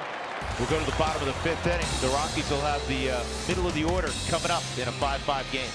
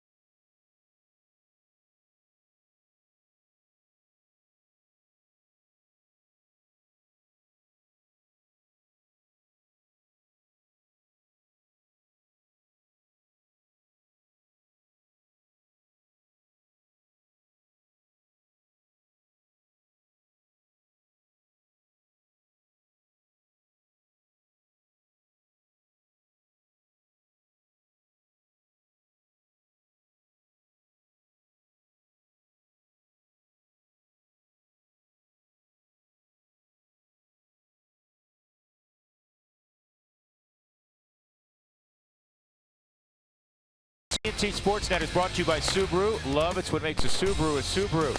By O'Toole's Garden Centers, putting the color in Colorado. And by Wells Fargo. Wells Fargo customers get your 2-for-1 Rockies club level tickets by visiting wellsfargo.com/Rockies. These are some of our close friends from Old Cheyenne. Frontier Days coming up in less than 2 months. Yeehaw, can't wait. The Houston family will be making their annual trek to Cheyenne and staying at your in-laws. That's right. I can't go as long as Wendy does. She stays up there for the whole 10 days. Rodeo, pancake breakfast, you name it, the whole 9 yards.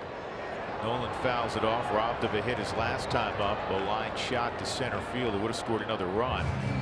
Good catch out there by Kike Hernandez. Dennis Santana making his major league debut. Came in after an inning and a third of Scott Alexander. The Rockies got a run off Alexander in the first. He scored 3 against the kid. Outside 1-1. Well, Santana started in 2014 in the Dominican Summer League, and then in 2015 was with the Ogden Raptors, and also down in Arizona. It was the Midwest League in 2016, Cal League, Texas League in 17. And then this year, the Texas League and the PCL.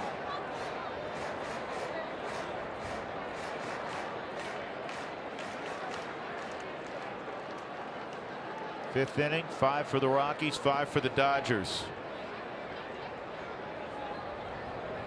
Rockies took 2 out of 3 from Cincinnati, same against the Giants. This is bounced toward the middle of the diamond with top spin. Taylor, ooh, that didn't come out. And finally, Nolan has a hit. Taylor robbed him the first time. Hernandez, we said, robbed him the second time. And Taylor was bidding to rob him again, except when he went to throw the baseball, I don't think he had much of a grip on it. No, he didn't, and then he tried to throw it off his bicep all the way over there. Watch this. Okay, comes up, throws it. No, just bicep it all the way over there. It's not going to go very far. You know, I don't know where he's watching from tonight, but 50 Cent is saying, you know what, I could throw better than that. Watch it. Bam, right off the bicep. It's hard to do. It is. It's 50 Cent, right? He threw the ball and hit like a photographer.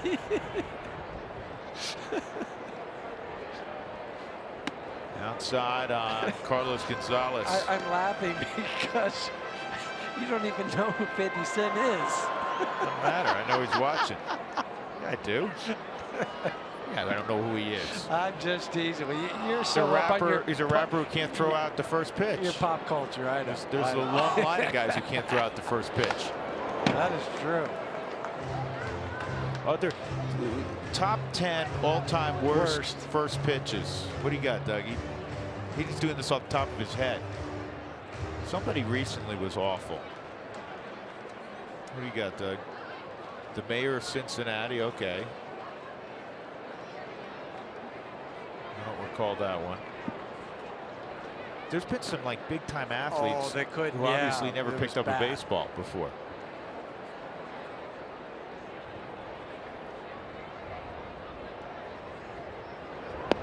Inside.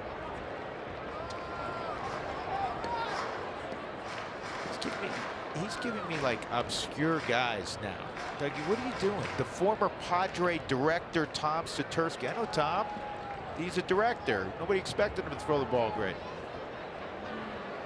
Give us some famous names. People like sitting at home on their couch would know. Yeah, not your buddies who can't play catch. We want big names here.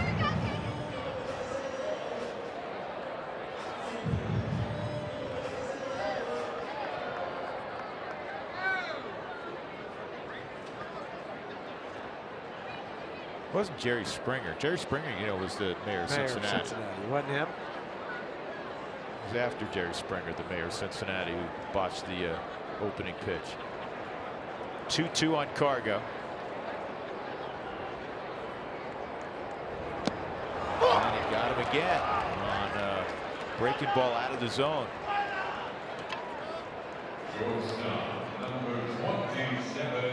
That'll bring up Story.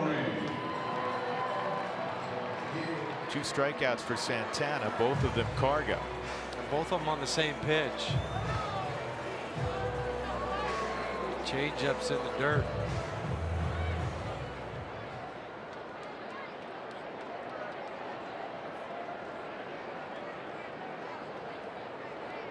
Nolan at first. The Twitter universe has to be alive helping us out. It has to.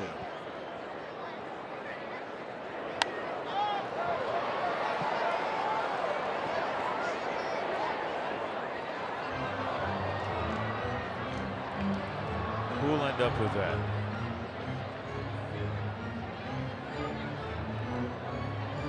Great Friday night crowd. I'm sure there'll be well over 120,000 this weekend when all said and done. Maybe over 130,000 for the Dodgers' first visit. Get all the purple out. Yes, please. We don't need any of that Dodger blue showing up.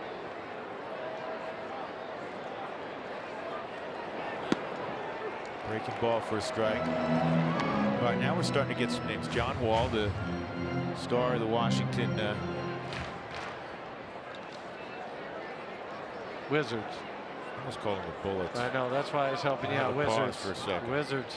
The Wizards. I was looking at the list also. Mariah Carey. Carl Lewis. I remember Carl Lewis's. That wasn't good. Neither was his national anthem. Did he have a bad national anthem also? Yeah, real bad one. And he can sing though. Not that night. He didn't I had don't an off know. night? Yeah, well, yeah, it was. It's bad, huh, Dougie? It was off key. Rough.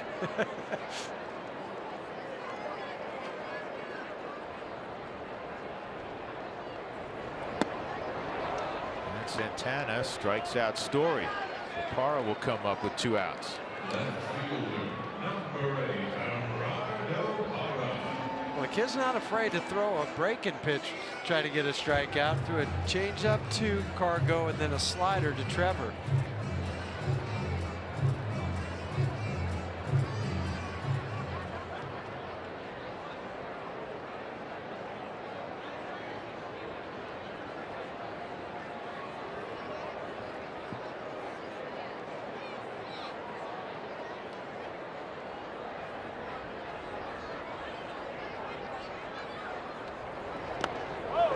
This kicks away, and now Nolan in scoring position on the wild pitch. Well, tonight the Rockies with 2 outs are 5 for 8 with 5 RBIs. And now you got Nolan out at second base. Okay, that's what it hit on the Subaru Supermo, because I heard it hit something, but it was the umpire's right foot. Didn't know if it got that or if it got Gerardo's left foot. Umpires, folks, do wear steel-toed shoes. That's why Jerry didn't really limp after that.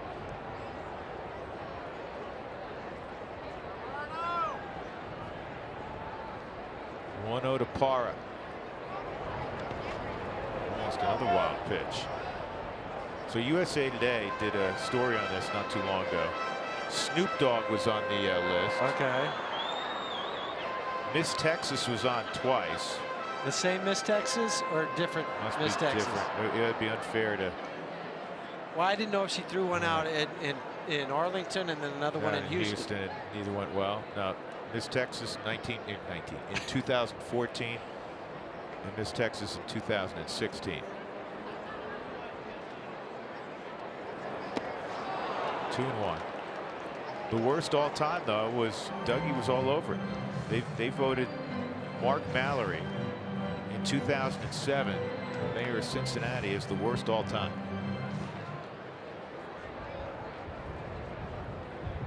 How could it be worse than 50 cents? 50 Cent, it went sideways. Well, we'll YouTube it in commercial break.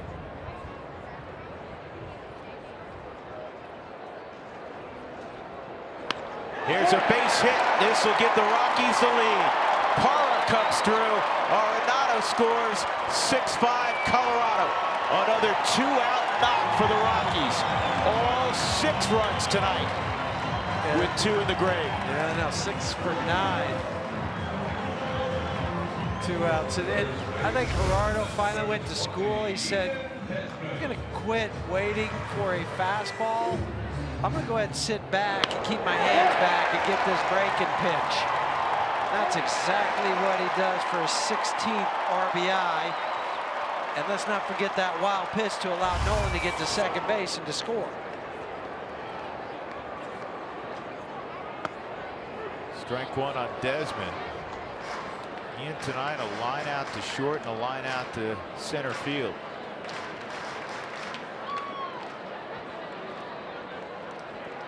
He's made offensive strides on this homestand.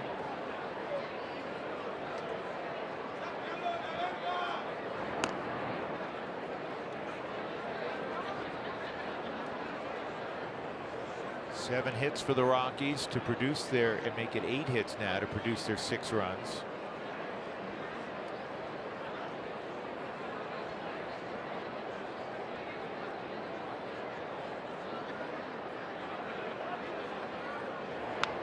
Closing in on their 6th consecutive double-digit hit game. And when they began this homestand, they hadn't had double-digit hits in back-to-back home games yet this year. And now, as you said, they're a couple of knocks away from doing it 6 straight times, which is very Coors Field-like for the Rockies.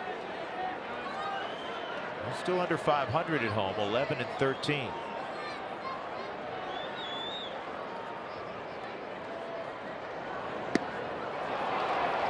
Santana strikes out Desmond to end the inning, but Nolan brought home by Parra. As we go to the 6th inning, the Rockies lead at 6-5.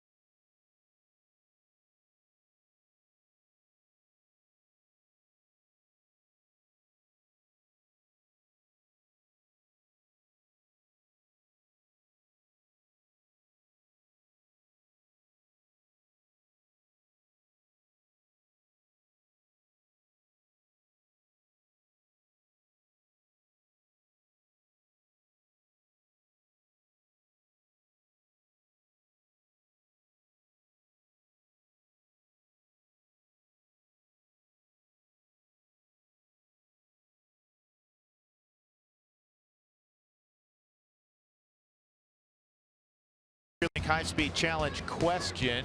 Here's Spilly and Sully. Last night, a new national spelling bee champ was crowned, of course. Which of these former Rockies names do you think was the hardest to spell? Tim Haricola, remember Tim? Omar Quintanilla, Ron Renicki's nephew, Josh, Ryan Spilborgs, or the umpire, Joe West. Those are your 5 choices. Did you see the word, the winning word? The kid spelled it like it was nothing. What was it? I don't know. I couldn't spell. I couldn't pronounce it. I know you couldn't spell it, but no, I couldn't do any of the above. You've never seen the word before. No, I had not. Even they if they tell me, they break out words in that spelling bee. and even though they say, you know, they use it in a sentence, and this is the definition and the origin, doesn't matter to me. The word was koinonia. Oh, no. Wait, hold on. They're pronouncing it in my ear. Koinonia. Koinonia. Which means what? Oh, bright ones in the truck. It means fellowship. Is it a Hawaiian word? I wonder if it's not a Hawaiian word. It's a Greek word. Well, you want to give it a shot? Oh, no, it's on your screen. Yeah, I can see it. No, I'm out. I'm out. Koinonia. Yeah. K-O-I-N-O-N-I-A,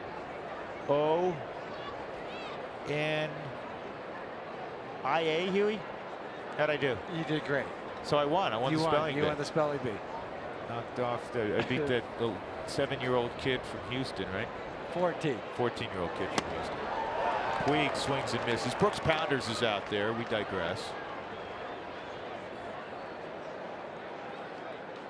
Brooks pitched an inning in the Giants series. Gave up a hit, but that was it. Scoreless in 5 of the 8 appearances with the Rockies. Yeah, the Rockies right now with Ottavino down and some guys struggling. You have to mix and match, and guys are going to be maybe in different roles, high leverage roles they weren't in before. Pounders, typically, you know, Brooks hasn't been in a 1-run game on the plus side. Opportunity. Yeah, it's an opportunity, absolutely. And this is going to drop in right center field. A base hit for Puig. Tying run aboard.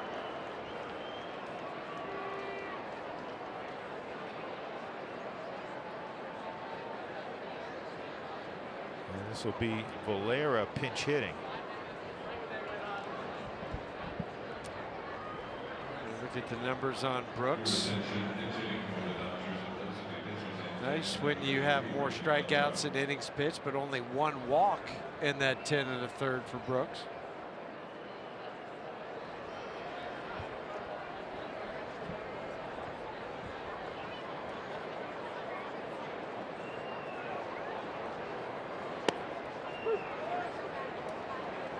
Valera trying to bunt. 0-1. Breivik Valera called back to the big leagues.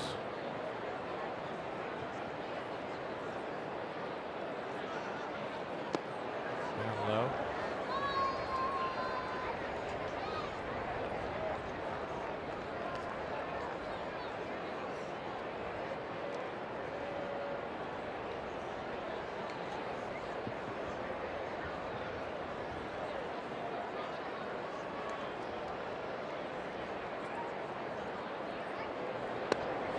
Off the plate.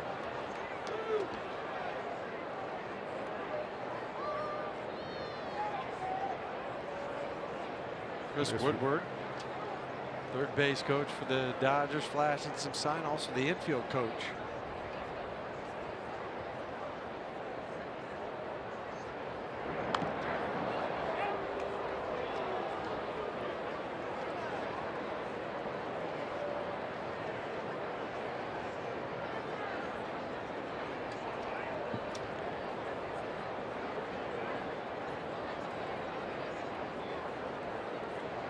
pitcher for the Dodgers looks like it'll be Eric Goodell.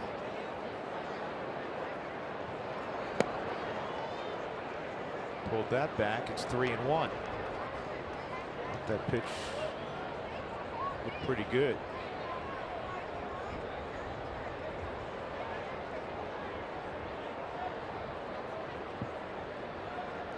The Dodgers start a little action here with Puig running, maybe a hit and run. Nothing doing, and that pitch misses, and now Pounders has created a situation.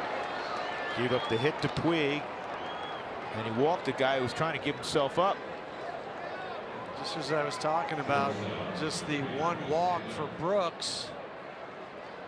He comes in and walks the second hitter he faces. That'll force Bud to get back on the phone to the bullpen.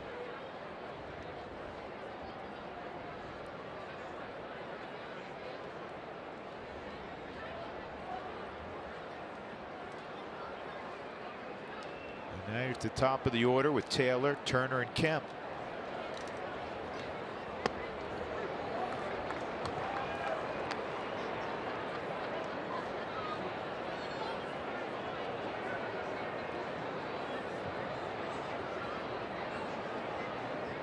It's Mike Dunn now up for the Rockies. As is Scott Oberg.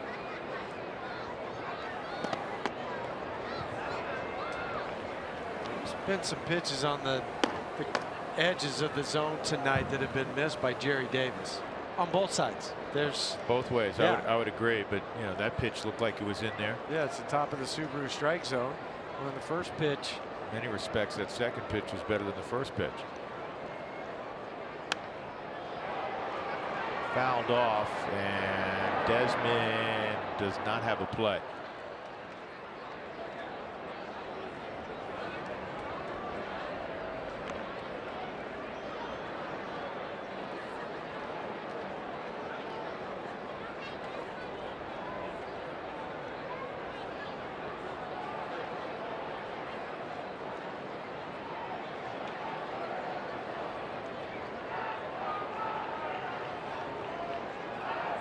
Ground ball or a punch out would be useful here.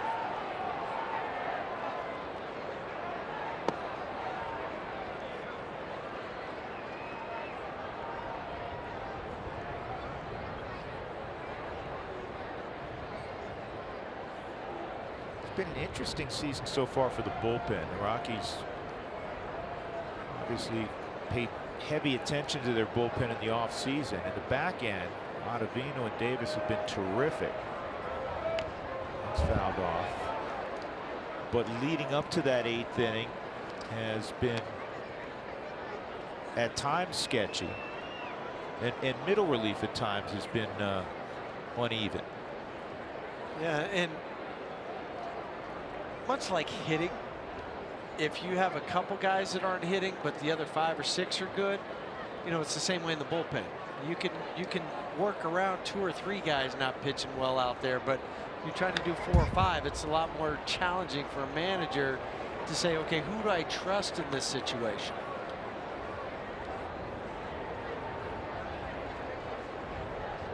Rockies hope that Adam Ottavino stay on the 10-day DL is a minimal one.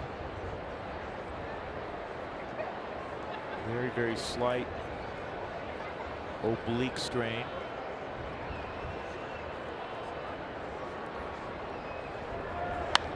And Taylor hits this well to right. Cargo on the move, and it's done. Opposite field, 3-run home run. Chris Taylor is 8th of the year. The Dodgers go up 8-6. This game's been a roller coaster ride. Seesawing back and forth. 3 batters for the Dodgers. 2 hits, a walk, 3 runs. Chris Taylor hit a triple with the ball up in the first inning, and now gets a ball up on the Subaru Supermo right at belt high, and he takes it out for his 8th home run, his 24th RBI. 4 RBIs tonight for Chris Taylor. Ball 1 on Turner.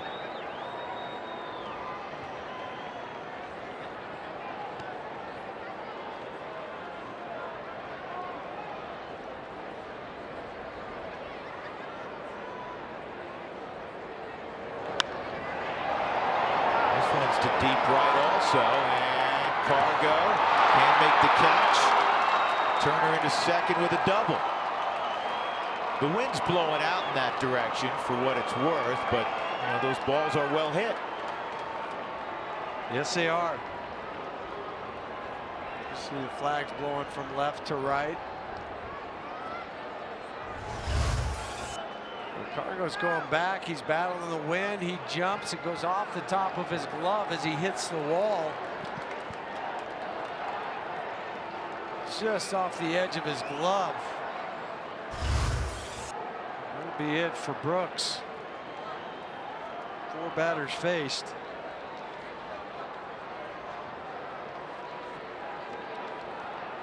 Rockies down 2, nobody out in the 6th.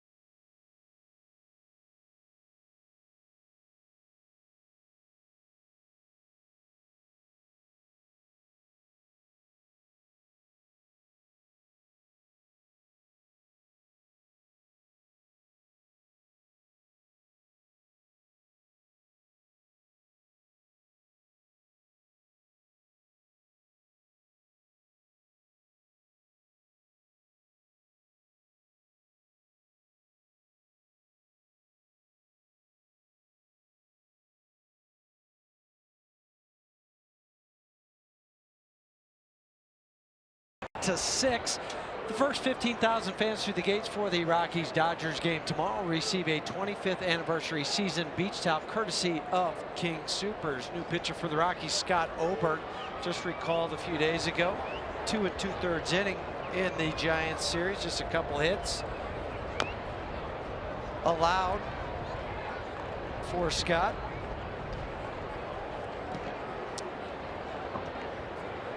For Scott, 13th ball game on the season, and since 2015, Scott has made 167 relief appearances since debuting that year, the most by a Rockies pitcher during that span. He's got the proverbial rubber arm.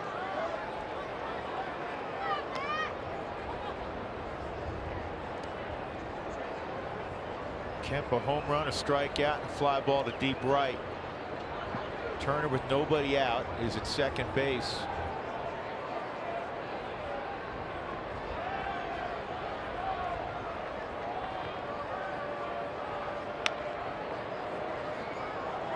Sliders fouled off, 1 and 2.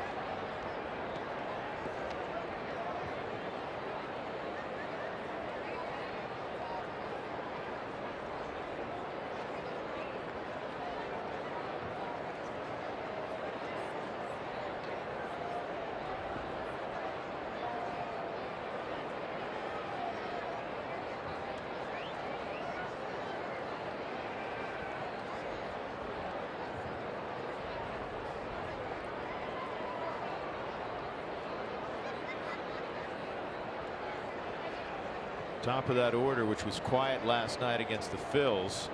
Taylor, triple, 3-run homer, sac fly. Turner, sac fly, single walk double. Kemp a home run and 3 at bats. And the only guy that has not reached base for the Dodgers is Max Muncy. And the 2 guys haven't had a hit out of the starting lineup, and that is it. But Hernandez had a walk, so he was on base.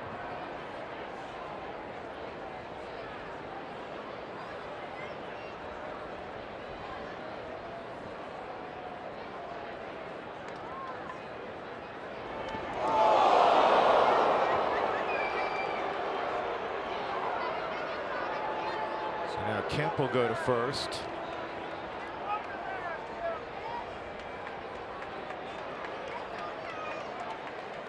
Still nobody out, and Hernandez coming up.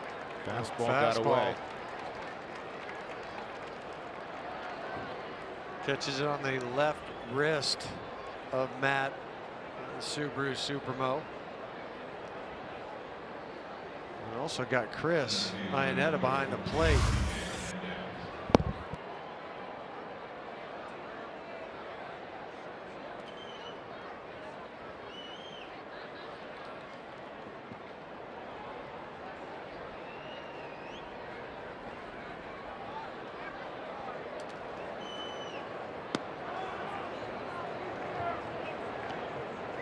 One and 0 on Hernandez. A walk, ground ball to third, and a fly ball to center field. 8 runs, 10 hits now for LA.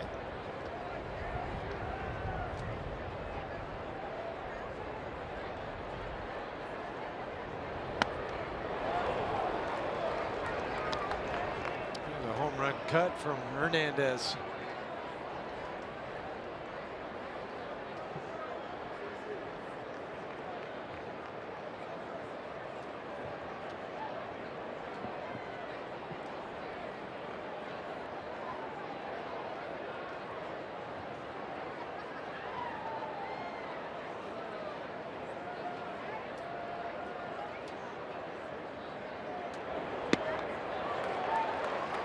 Ball and 2 strikes.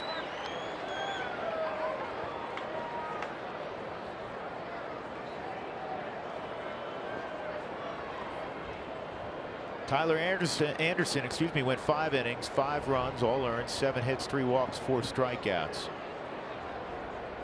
He actually, until this inning, was in line to get a victory, despite the less than stellar line. See if the Rockies can turn this over.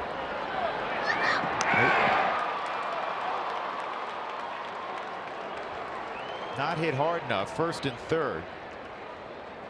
Well, Trevor and DJ did everything they could to try to turn this over. But with Hernandez reaching for this ball, he gets out of the box pretty well, and then Trevor comes in, scoop, throw, toss. But just beat it out. Okay, into the glove. Right on the money to DJ. And has just outran that. Turner at third, Hernandez at first, and Max Muncy at the plate. 3 fly balls. Outside ball 1.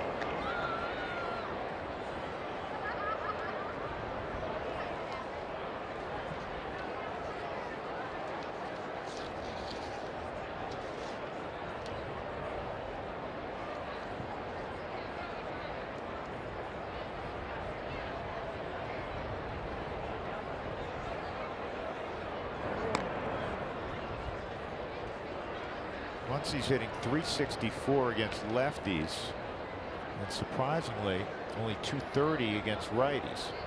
6 of his 7 home runs have come off of righties, so it's kind of an all or nothing swing off the righties for Muncy.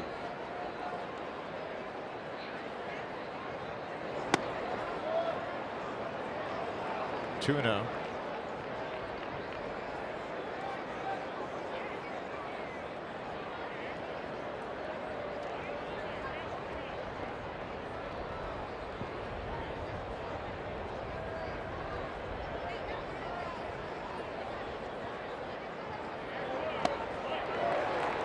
the all or nothing swing at the top of the Subaru strike zone.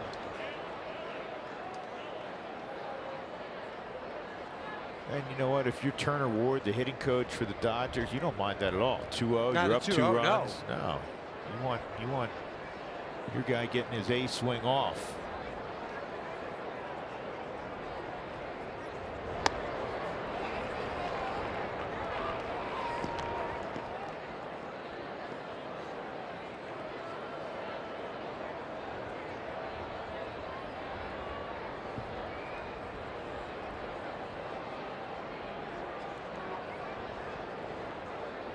Three-one.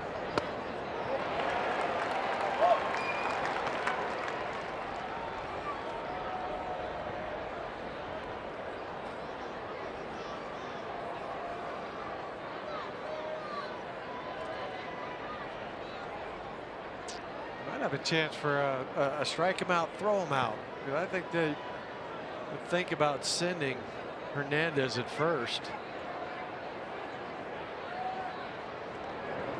That's why you get the throw over. Yeah, the interesting thing is that a lot of times that's automatic. 3-2, you're going to go over. Pretty conservative lead for Hernandez. He doesn't have a very big one, does he? No.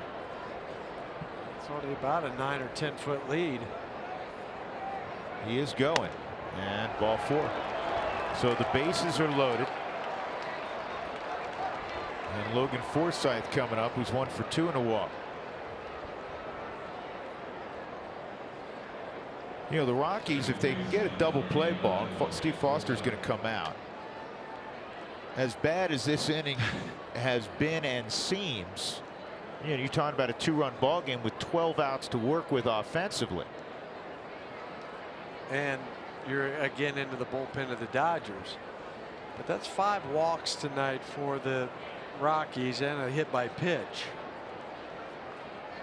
But you're right, Drew. You're still only 1 pitch away from getting that ground ball double play.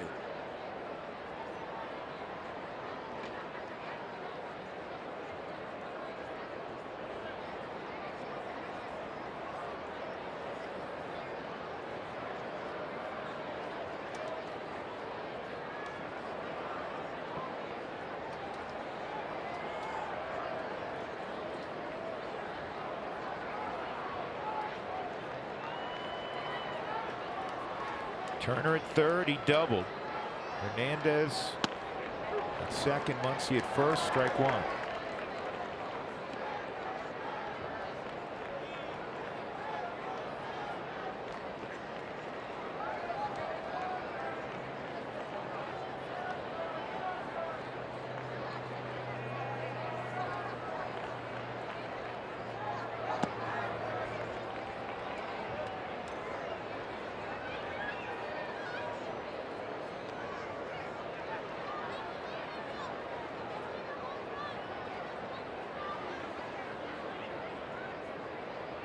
This inning has brought this game to a screeching halt. Hasn't it?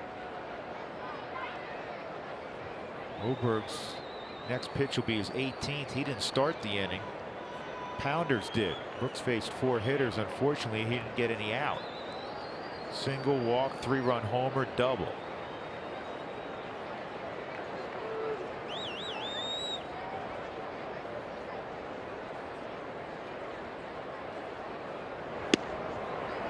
Oberg misses. 2-1. LA sent 8 guys to the plate in the 4th inning, and this is the 8th batter of this inning here in the 6th.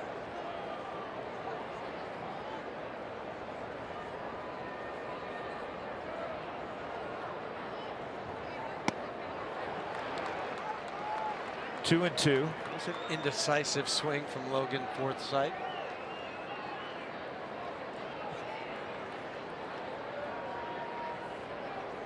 Mike Dunn was up earlier. He's up again.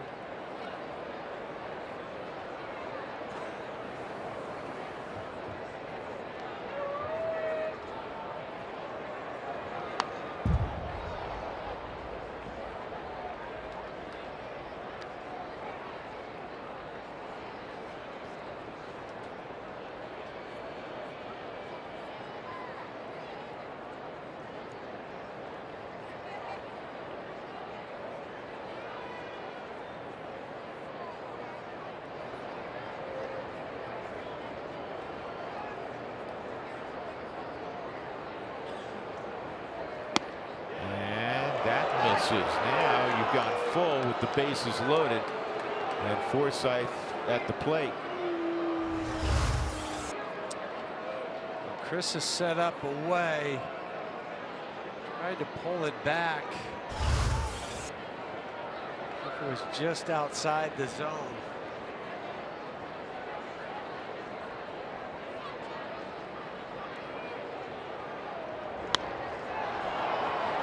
Cargo, shallow right, and here comes the runner down the line, and Turner is going to score.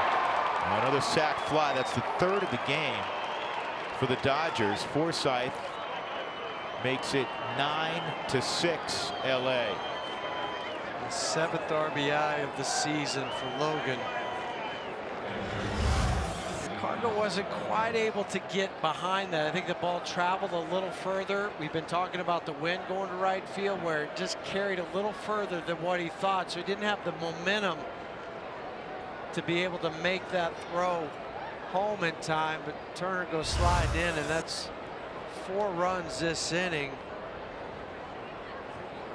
And that means all 4 will be charged to Brooks Pounders.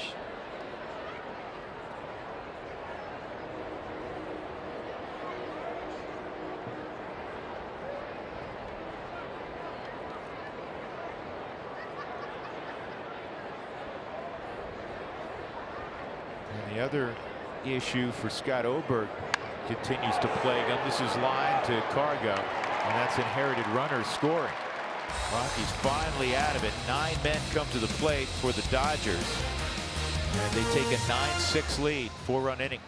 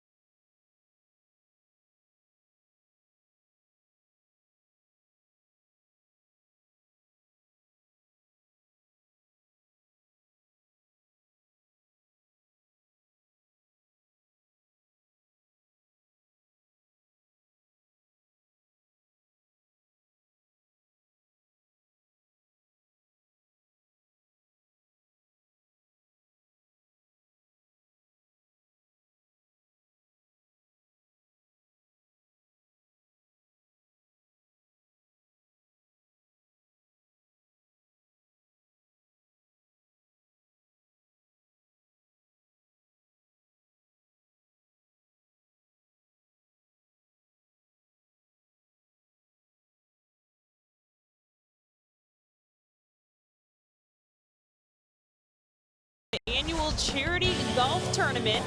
They were groups of 4, and they were paired with a celebrity. Those included players, former players, broadcasters. Kyle Freeland, though, I gotta say, the best guy out there on the links yesterday. I had the chance to ride around with him the first 4 holes, and the guys who he was golfing with said, "You think we would have played extra to watch him play?" I mean, he was absolutely incredible. Huey was great too. Ryan McMahon, we got to tag along with him as well. And I told him, I said, "I think Kyle's the best." And he said, "Oh, no. I played with him 3 times in the offseason. I beat him twice." So I said, "Okay, next time we go out, we're going to have to see you 2 play." Drew? Who said he beat him, McMahon? Yeah, McMahon said he beat Freeland. I don't know if I believe him, but that's what he says. You know who's a good player? This ball lined down the left field line foul. Chris Santana. Is Brooks Pounders a good player? Can hit it a long, long way. I think Kyle's swing is so. Well, we've told the story before. Kyle was an outstanding high school golfer, state level high school golfer. Eric Goodell's on the mound now for the Dodgers. They're up by 3 runs. It's an outscore night at Coors Field. That's right. Gonna have a few of those. That has been on twice, scored 2 runs, double and a walk.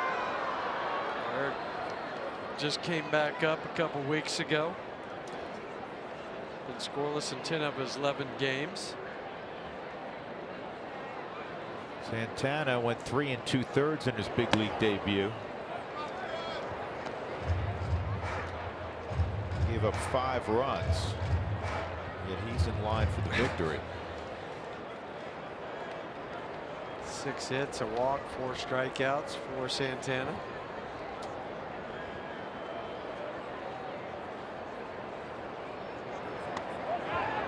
Ryan out on the swing, 2-2.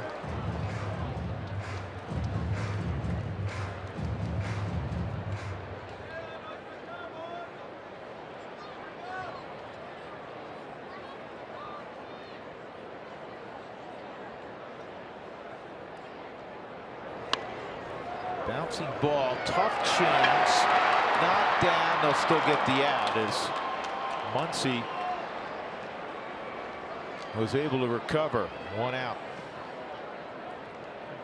Little cue shot off the end of the bat. Looking away from Muncy. He just flanks it for a second, but able to recover and make the throw to get Chris on the Subaru Supermo. Like he didn't kick that ball then further away. It just kind of dropped there. He's able to stop his momentum and Chris by a step and a half.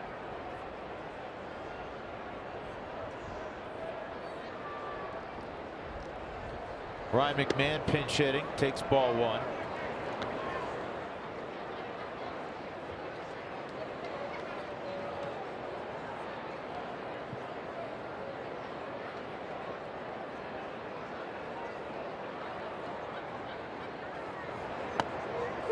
There's a strike on McMahon.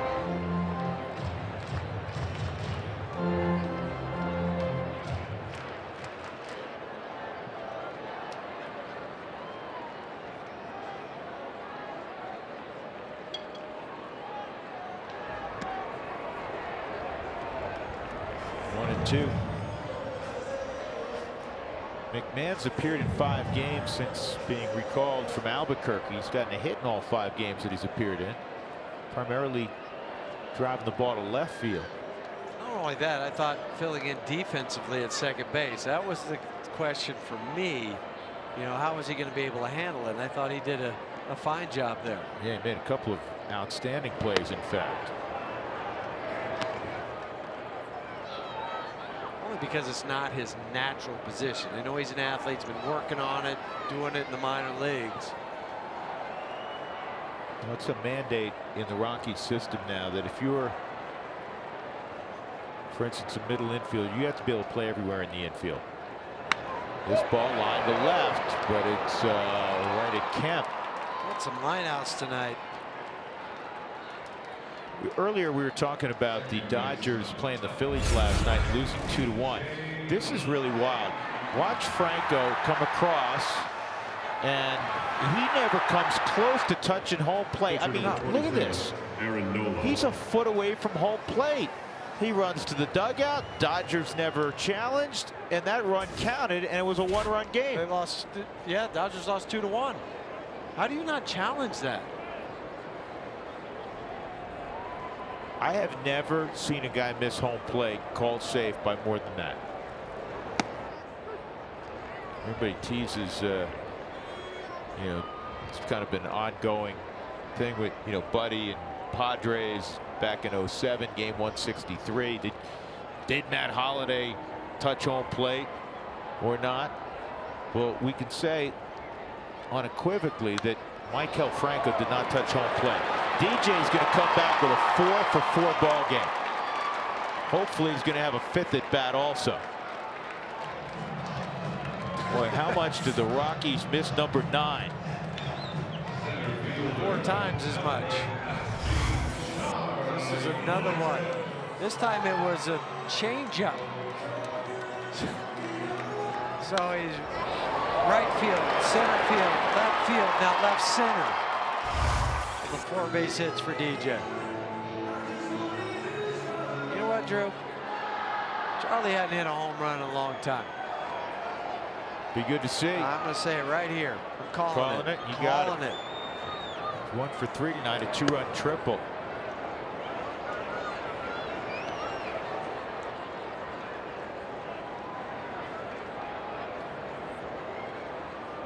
DJ has never had a 5-hit game.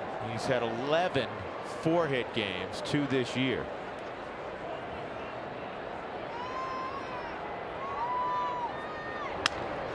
This is a little blooper that's going to be grabbed by Taylor to end the inning. We played 6. The Dodgers have a 3-run lead.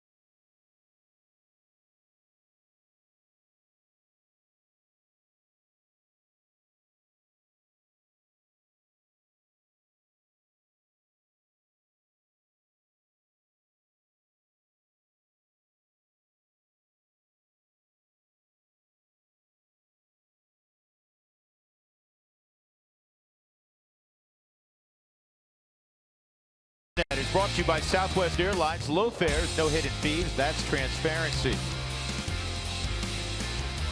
Coors Field, first of 3 between the Rockies and the Dodgers. And the Rockies were down, they were up, they were down, and now they were back down. 9-6.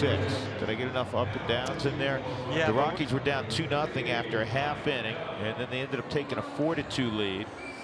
The Dodgers went ahead 5-4. Rockies caught them 5-5, went ahead 6-5.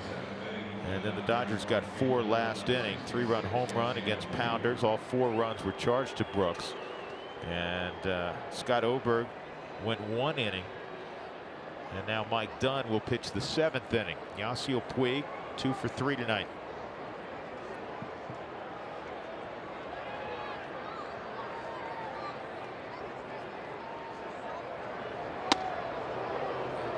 Game on the season for Mike. Hasn't allowed a run in the past 8 games and 6 innings pitched.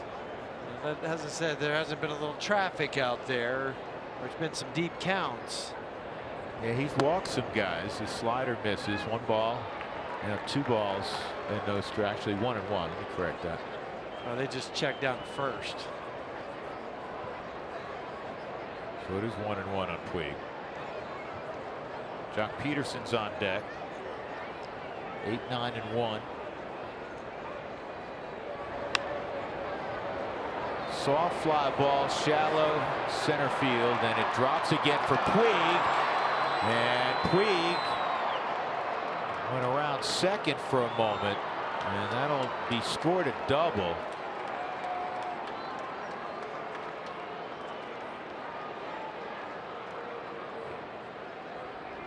And that Bermuda Triangle out there. Yeah, it was. And then I'm just trying to see what Charlie did.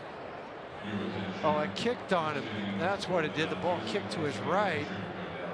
I think Cargo thought, though, that it was going to be caught by Charlie on the hop. And then it goes away from him, and Puig with the leadoff double. So 11 hits to produce the 9 runs so far for LA.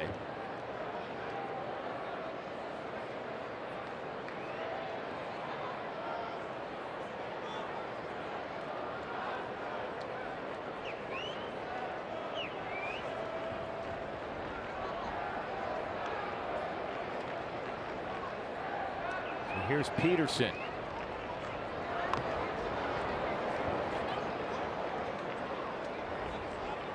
He's bunting on his own there. He's just trying to move Puig. Gonna try to get that extra run. I think that was what happened last inning.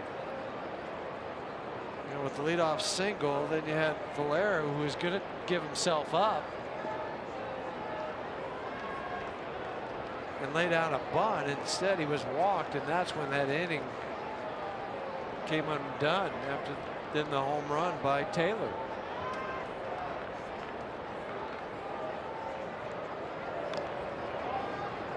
Two strikes.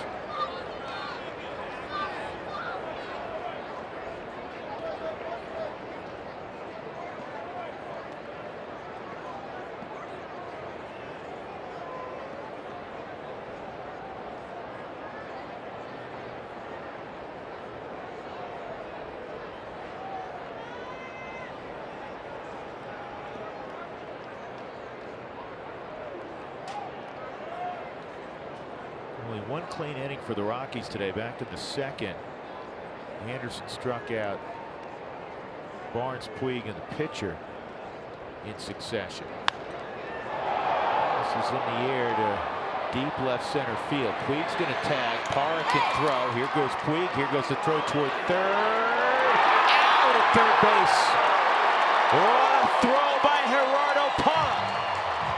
Don't run on me. No, don't do it. That's what he's saying. Don't run on me. Because if you do, this is what you get. Gerardo gets behind the baseball. Puig, this is his call. He thinks he can make it. Thinks his speed's going to be good enough. Nice one-hop two for Nolan. That's the best thing when you're an infielder waiting for that throw and you get a nice long hop like this, and then you can catch it and then just drop the tag in front of the bag and let him go into it. That is a perfect, and I mean perfect, throw. That's the 4th outfield assist tonight by this season for Gerardo. Tied for 5th in the National League. Perfect throw. You're right, Drew. And then don't run on me. I like the finger wag. Look like the Kembe. Don't bring that weak stuff in here, right? It's the best finger wag since the Kembe was in town. That was a good one.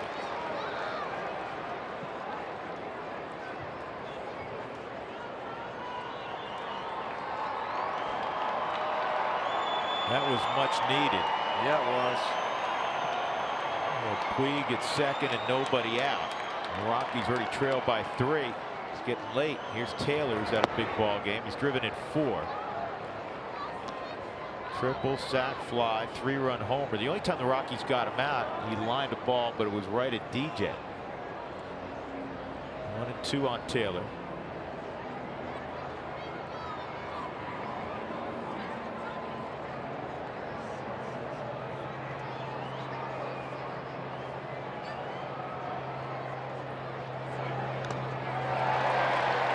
Held by Iannetta. End of inning.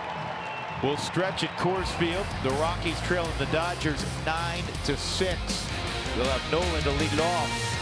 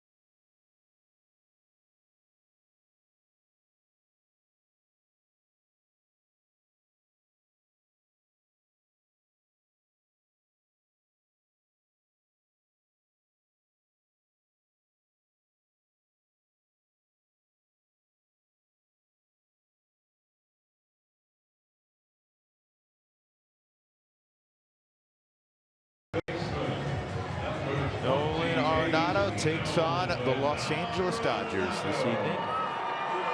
Brought to you by AARP. And at home in the last several years, Nolan has hit .356. He's slugged over .700 against LA.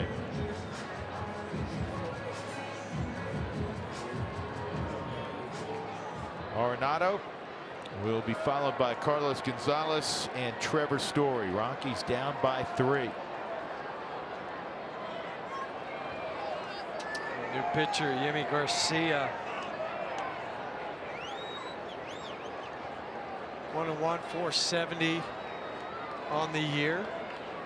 7 strikeouts and 7 2/3 for Garcia.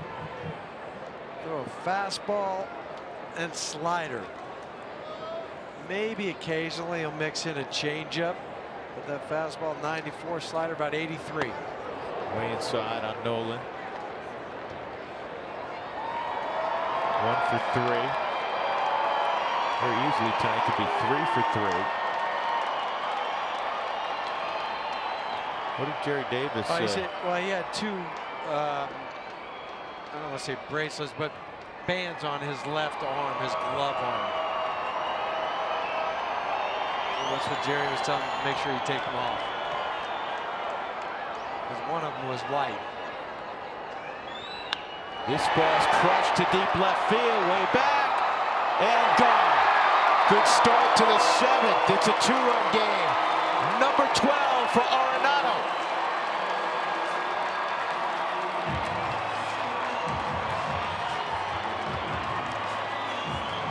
I didn't waste any time. Walking Garcia to the ball game. Backup slider. Nolan made a souvenir for somebody in left field. 12 home runs, 35 ribbies for Cargo. Or excuse me, for Nolan. Here is Cargo. He had a run-scoring triple in the first. A couple of strikeouts since.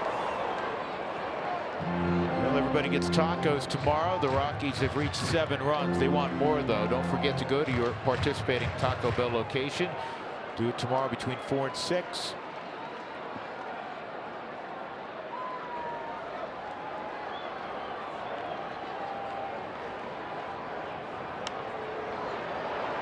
Cargo had 2 pitches to hit there. A home run for Nolan is 160th.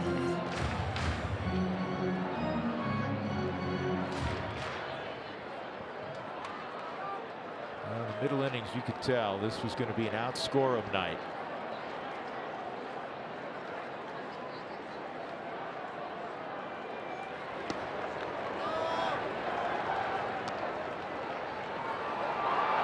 Always with the Dodgers because of Kenley Jansen. Yeah, you can't wait till the 9th. You can't wait till the 9th. 1-2. Cargo back even, 2-2 against Yimi Garcia.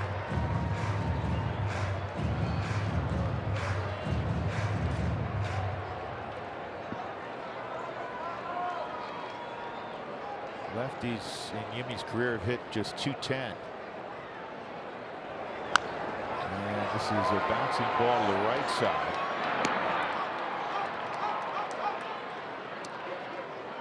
Back to Nolan's home run on the Subaru StatCast. It left the bat at 100.2 miles an hour. The distance was 370, but crawled right over the top of that wall into the first row.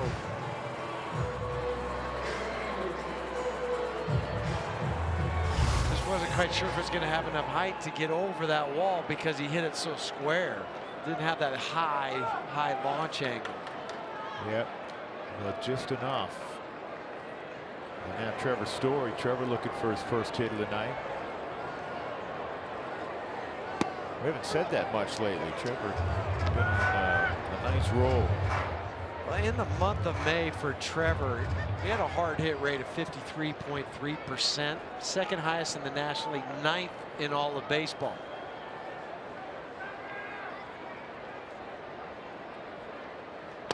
Again, hard hit percentage. That's balls that come off the bat at 95 miles an hour or harder. Yeah, so his was, as I said, 53.3. Kendrys Morales was the leader at 62%. Mike Trout, just to kind of give you an idea, was 55.9. Trevor just behind him. Good company. Really close. Story took it. It's called ball 1-1-2.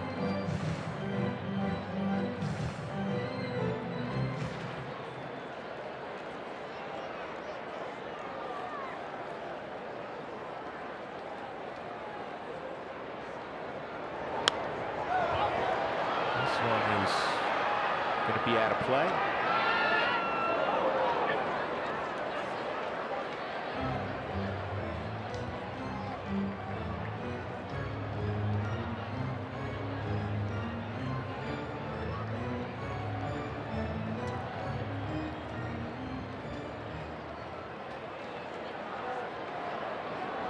Rally monkey.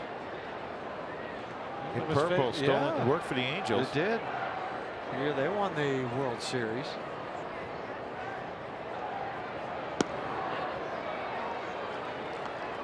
Off the plate, 2-2 on Trevor.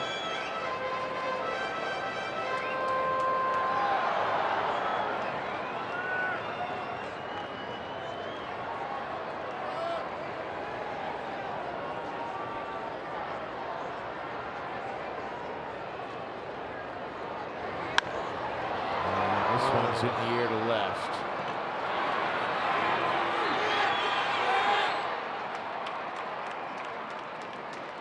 With 2 outs, that'll bring up Parra. Single to score a run in the 5th. That was the go-ahead run at the time. It put the Rockies in front 6-5. Has the RBI base hit. Talk about the outfield assist that he had last inning. And since the start of the 2010 season for Gerardo, as he threw out Yasiel Puig, he has 86 outfield assists. That leads all of baseball. That's a bunch. Yeah, Alex Gordon's second on the list.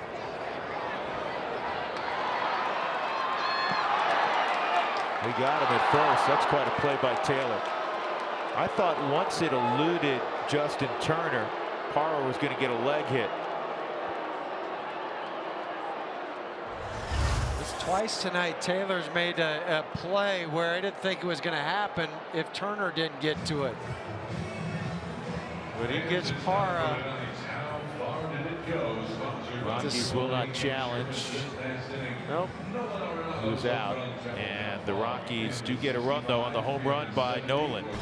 So it's 9-7 going to the 8th.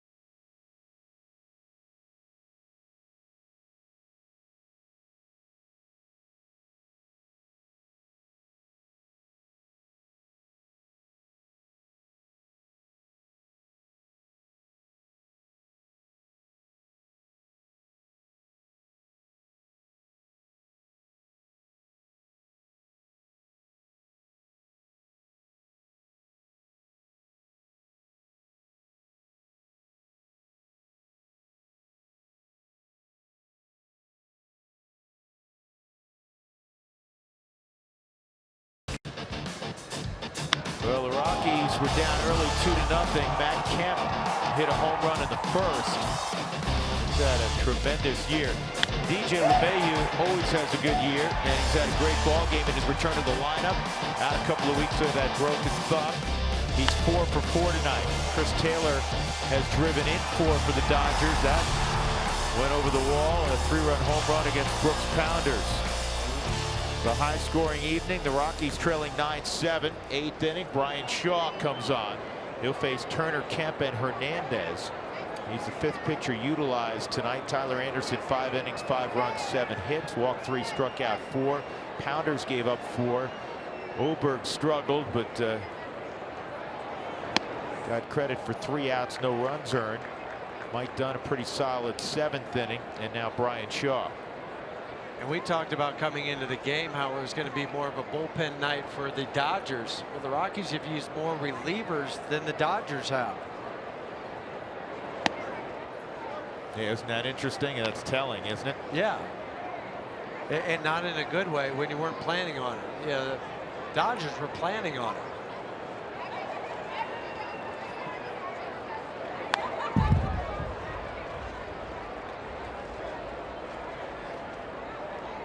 Turner tonight's had another real good game. Sack, fly, single, walk, double.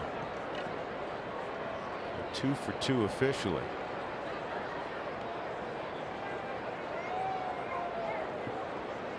This just beats you up going into the weekend, even coming off the off day.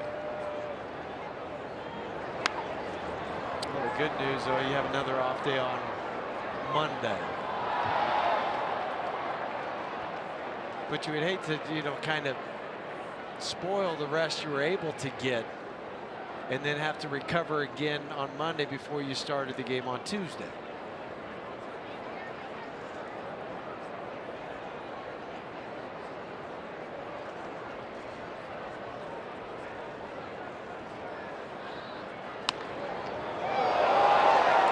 Good play by Shaw, 1 out.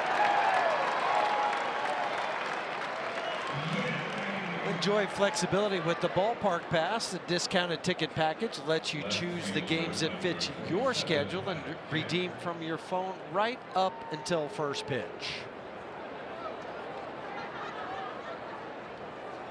So Matt Kemp, 1 for 3, was hit by a pitch. Came in tied for the National League lead in hitting with Scooter Gennett.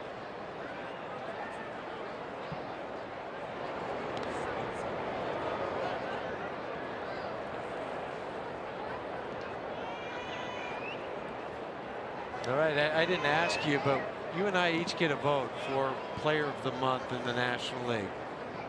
I know who I voted for. It was really between 2 guys. It was Scooter Gennett for me and Brandon Crawford, and I voted for Gennett because he was about 100 points higher in slugging. Yeah, that's who I voted for too. Line drive, right at Story, 2 outs. But Crawford ended the month hitting .412. And I think the final batting average for Gennett was what, 396? Yeah. Kike Hernandez with 2 outs. Rockies in the 8th inning, and it's a key inning again because of the presence of Jansen. We'll have Desmond, Iannetta, and then a pinch hitter. It looks like Tony Cingrani for the Dodgers.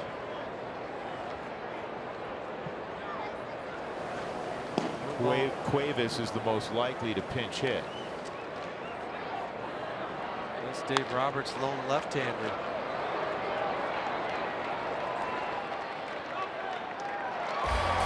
That'll end the inning. Good job by Shaw. We'll see the Rockies try to close the gap even more when we come back.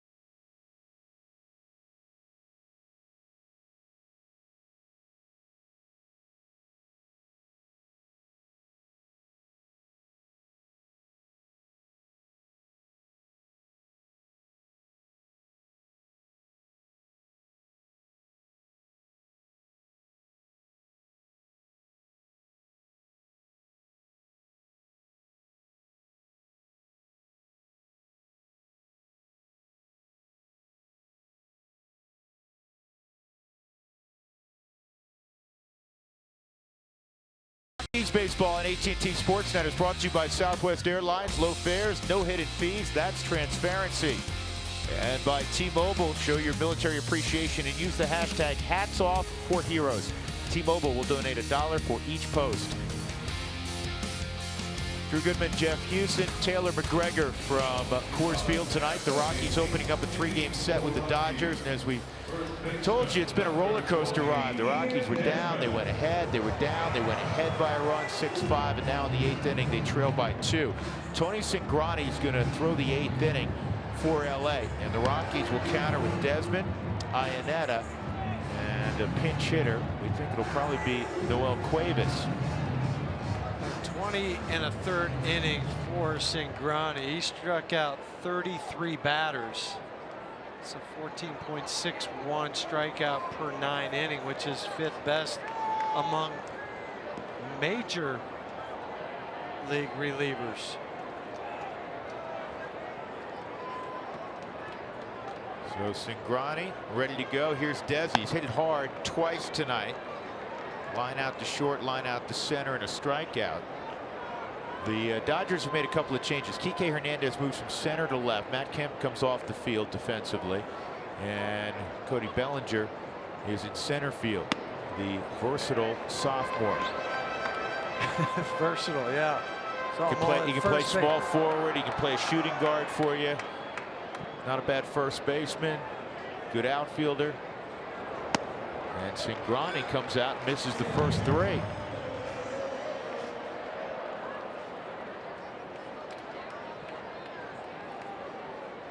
This will be a take, one would assume, and it's in there for a strike. 3-1. Here's a reason to believe that things are going to continue to get much better for Ian Desmond. Called strike. In his career, his batted balls in play averages 323. Major league average is right around 300. This year, it's at 218, which leads one to believe he's been somewhat unlucky also. And of course, Ian, the last 10-12 days, he swung it well. Fouls that off. 3-2 it remains. Well, it's because he's taking some pitches, some tough pitches too, to right field.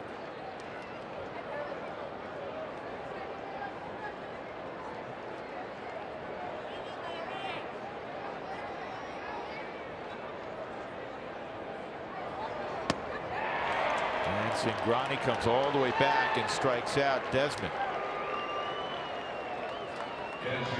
Now bring up Iannetta. Chris had a good ball game. Doubled and scored in the 2nd, walked and scored in the 4th.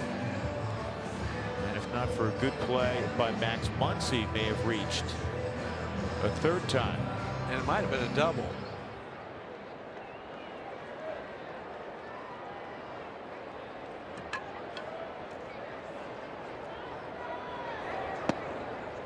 Up high.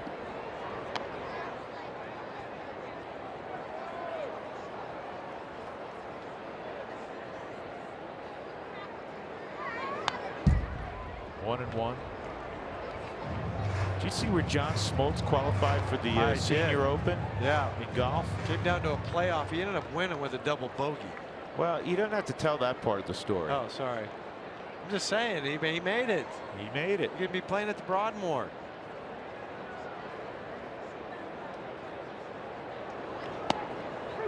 One and two. Cuevas is on deck.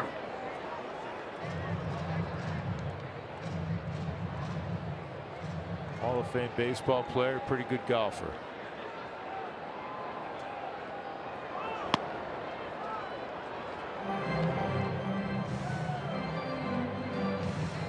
Yeah, the Rockies are coming off a frustrating loss on Wednesday night, a game they led 3-0 early.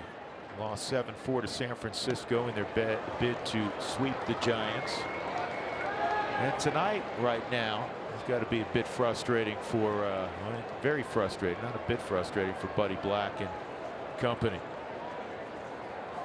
Fell behind 2-0 at the top of the 1st. That's down the line foul. I guarantee you Buddy's going to address that in the postgame. And what he says to the media and what he says internally, he's going to save certain words for behind closed doors, as all good managers will. But 5 out of the last 7 games, Huey, the Rockies have given up runs in the first. Playing uphill too much. Yep. Easy play for Taylor. Well, tonight too, it was the big innings for the Dodgers. They only scored 3 innings, but those 3 innings they scored 2, 3, and 4. His buddy talking about the other day, he's got to be more innings where you limit him to a field goal, not a touchdown. What he means by that is, 1 point, okay, not multiple.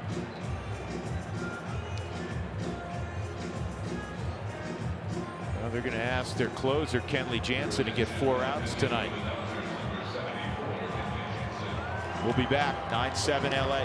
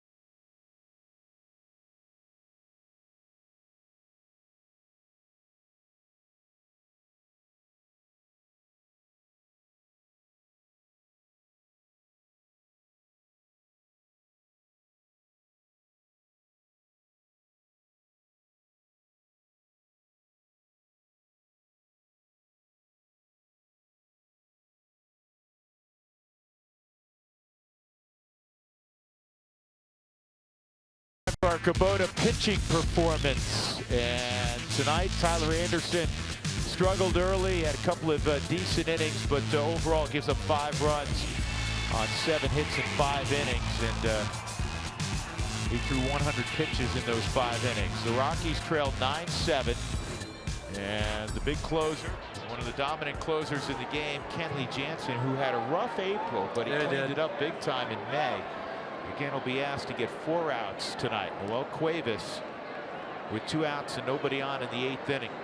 His last 17 appearances, just 1 earned run over those 18 innings. There was some question back in March and early April. The velocity wasn't there. The cutter wasn't working. Blew a couple saves. Now it's more like the Kenley Jansen the Dodger fans have become accustomed to seeing. All-time Dodger leader in saves with 242 in his career. You think about that because, what was it, about a dozen years ago, 13, 14, 15 years ago, they had the most dominant closer in the game. And now Jansen, as this ball's lined to left center field, a base hit for Cuevas. Good for Noel. He just keeps on cranking it out. But they had Eric Gagne, who saved 84 games in a row. And he thought nobody would pass all the marks he set. And here's Jansen, who's moved ahead of Gagne. So DJ LeMahieu coming up. Our Coors Light refreshing finish. It's a new beginning. How about that for DJ? After missing a couple of weeks, 2 stints on the disabled list. Hamstring, the broken thumb, he comes back with a vengeance. 4 hits tonight, and he'll be looking for his first 5-hit game right now.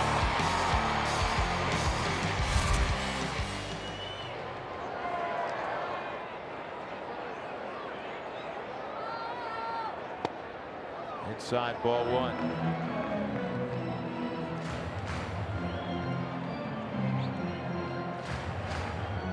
Dave Roberts isn't afraid to use Jansen to try to get 4 outs. A 4-out save.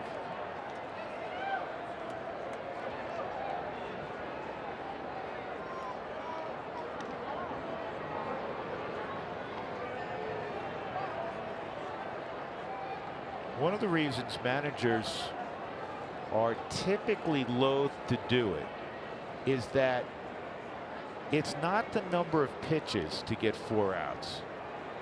Explain after this. That misses 2-0. It's the fact that these guys are sprinters, and 99% of the time they come out of the bullpen with a fresh start, and they're going to throw, 15, 18, 20 pitches and shake hands. What you're now asking the guy to do is to sit down and then come back out. They're adrenaline guys. Great point, Drew. That's the key when you're asking somebody to get 4, even 5 outs. This is on the ground to second, and after the base hit by Cuevas, DJ retired for the first time tonight. So we'll go to the ninth. The Rockies trail 9-7.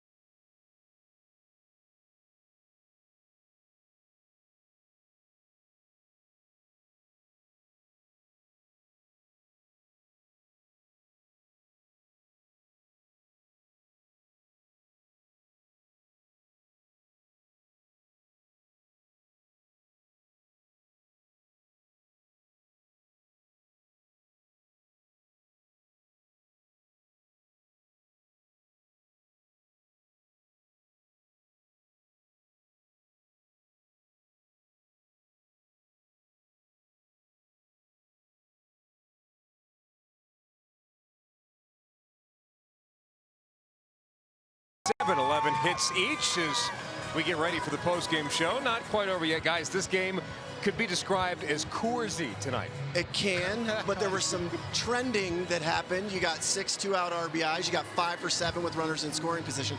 By the way, did you guys know that Kenley Jensen is 24 for 24 in saves against the Rockies? He's never blown one. Never blown a save. Never. He has never blown a save. Never blown a save. Never, ever blown a save. Never. Kenley Jensen, let me just get on the same page, has never, ever blown a save against the Colorado Rockies. Correct. That's right. He's never blown a save. Never blown a save. Never. All right. All right. Those are the facts, Jack, Drew, and Huey. I like those I facts do. because it's time for correction. I know what the boys are doing out there, and I applaud them. Chris Russin is the 5th pitcher out of the bullpen utilized tonight by the Rockies, 6th overall. Max Muncy. Chris got back, I thought, in the last game to being a little more aggressive. He was pitching on the corners of the plate, not down the middle. An inning, had 2 strikeouts against the Giants on the game 2 days ago.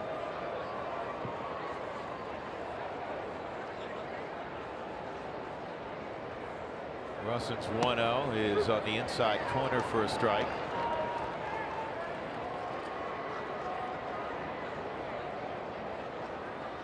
Giants at home tonight. They're leading Philadelphia 3-0 in the 5th.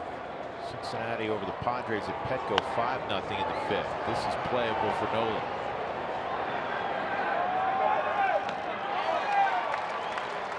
Well, this Sunday is the first bike to the game of the season. Ride your bike to the game and check in at the tent by Gate E to win prizes. Plus, the first 200 bikers will receive a water bottle courtesy of UC Health.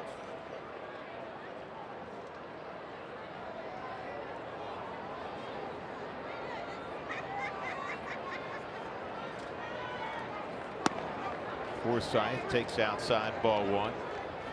He's 1 for 2, a walk and a sac fly tonight.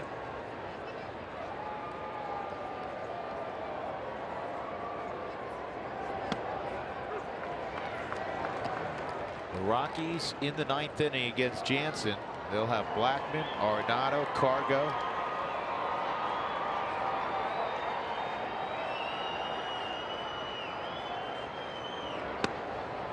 One and two. Charlie 1 for 8, Nolan 3 for 11, Cargo 4 for 17. You know what they're going to get from Jansen. A lot of cut fastballs. Just missed.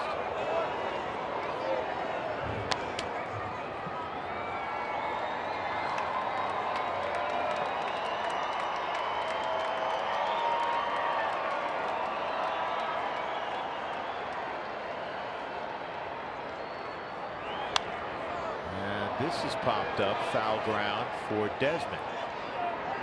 2 outs. Another National League West score, the Diamondbacks at home beating up the Marlins 8-1 tonight. They're in the 8th inning.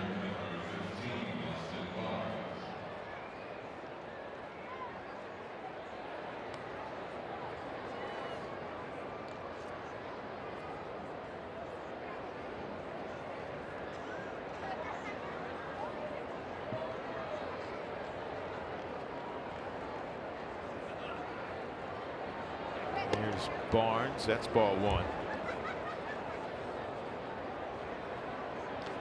Barnes 1 for 4. Austin starts behind the plate. Splits time with Yasmani Grandal. He also has got some starts at second base.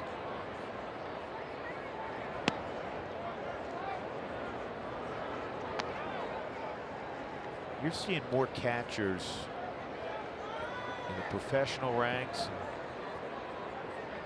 and major college baseball also, that don't have the old prototypical catcher body, Huey. No, Barnes is one, Tony Walters is another. You know, they're even a guy like JT Realmuto.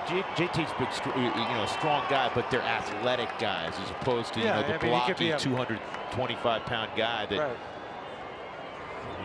you know what position he plays as soon as you see him. Well, the difference 100 too yards away is these guys, and I know they're a little younger, but they still have some legs. They can run some. Sure.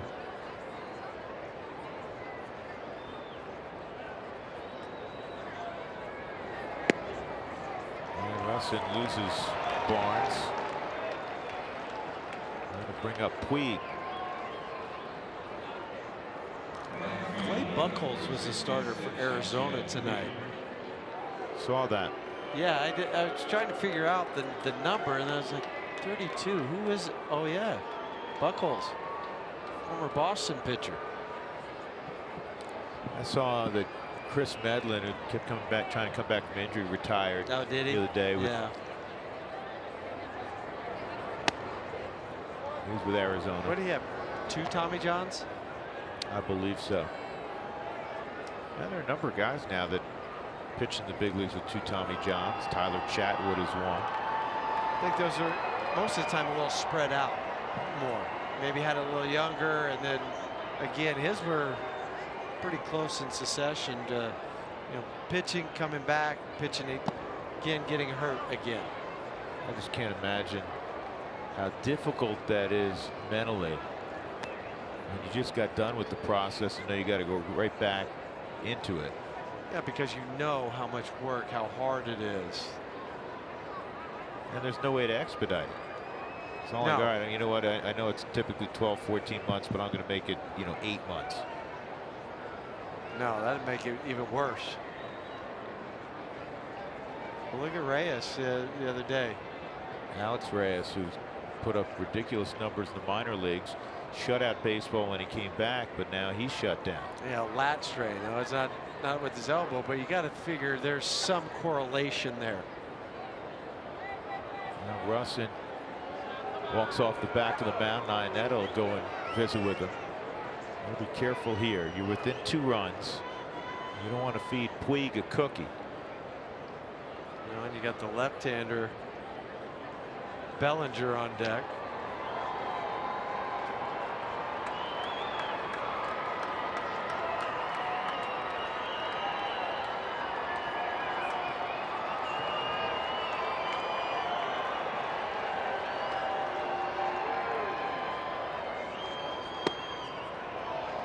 3-0.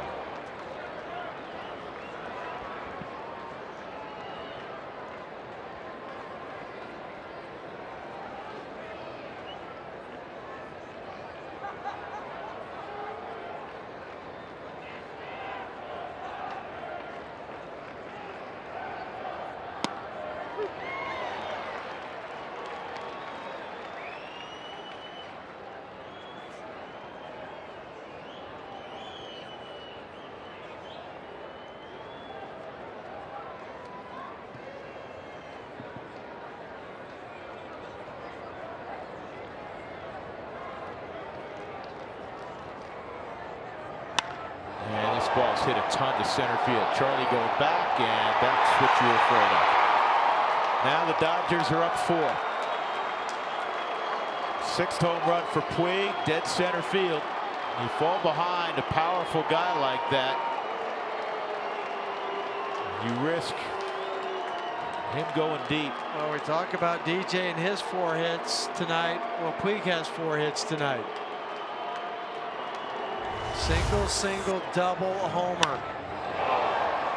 They wanted this pitch inside, and it wasn't. Puig made him pay for it. In a perfect world, Puig never comes up. Austin Barnes is not nearly the hitter Puig is.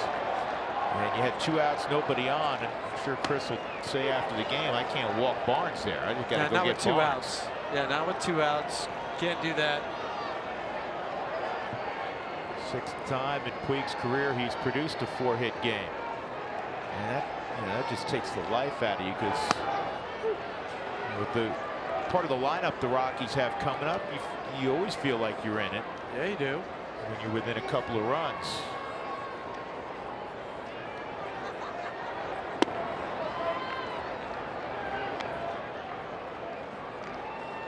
There were no single-run innings tonight for the Dodgers. 2 in the 1st. 3 in the 4th, 4 in the 6th, and now 2 here in the 9th. Bellinger's gone, damage done. Yasiel Puig, 2-run homer.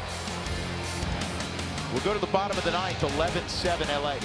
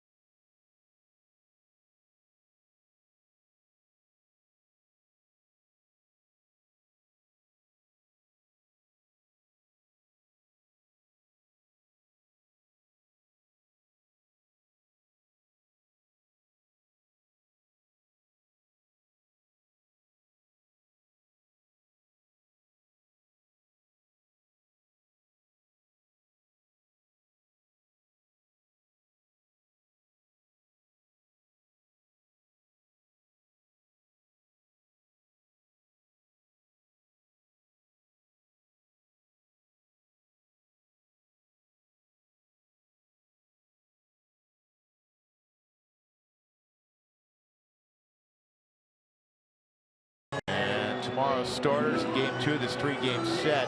It'll be Walker Buehler against German Marquez. Walker Buehler's family lives now in the Denver area. His little brother's a star at Valor Christian High School. They just won the 4A title. That game tomorrow is not on AT&T Sportsnet. It is on Fox. It is a regionally televised game. Once again, that game tomorrow is on KDVR.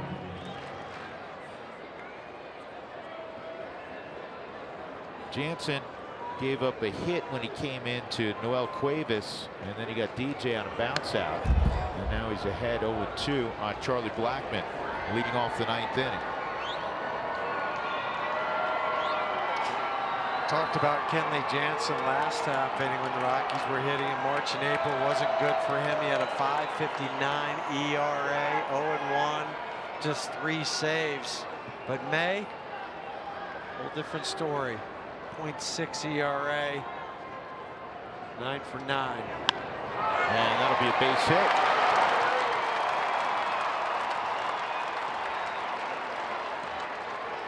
But now, after that home run, instead of bringing the tying run to the plate, Absolutely.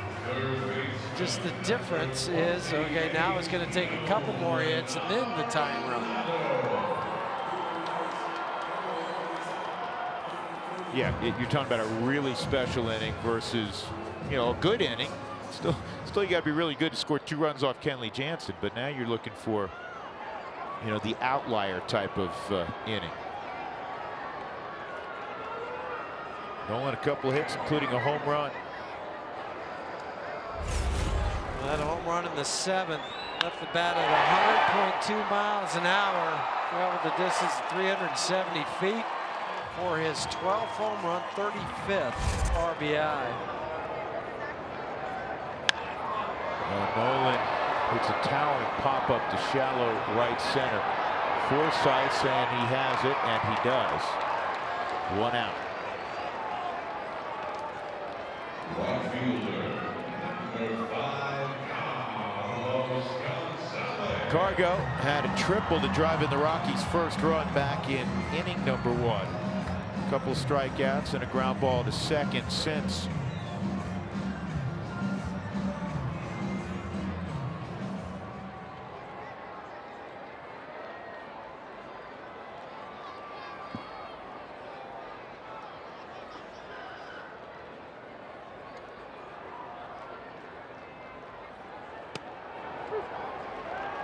Charlie's going to move up.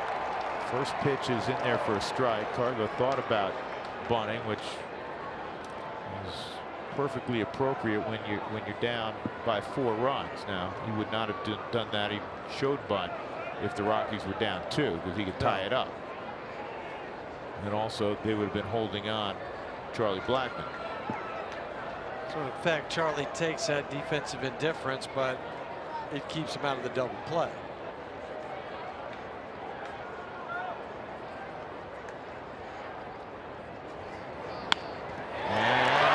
A base hit, and Charlie will come around to score. So the Rockies within 3. I'll say it so many times. When you're down by a decent number, the only thing you can hope for is to somehow, some way get the tying run to the plate. Now, if Trevor can reach, you got Parra behind him, and you'd be in that situation. Got her inside out from Cargo. 2 hits on the night, 2 RBIs. All right, just keep battling away. The other thing too is you keep making Kenley Jansen throw some pitches, then he's not available tomorrow. Story.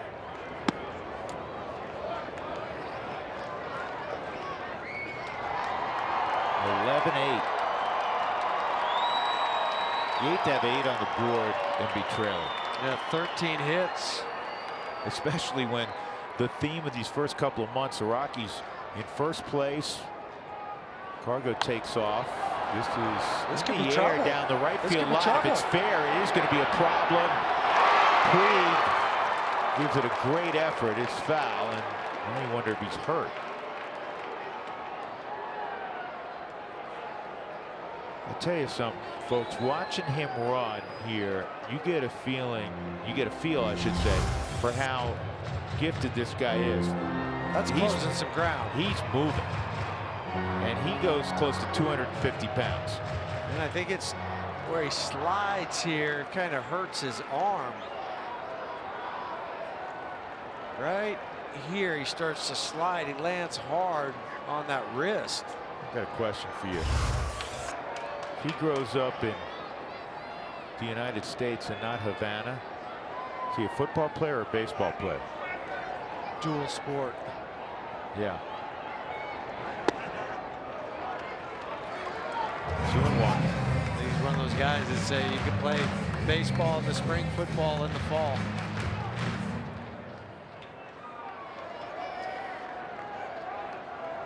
And I would guess he's a linebacker, a rush end.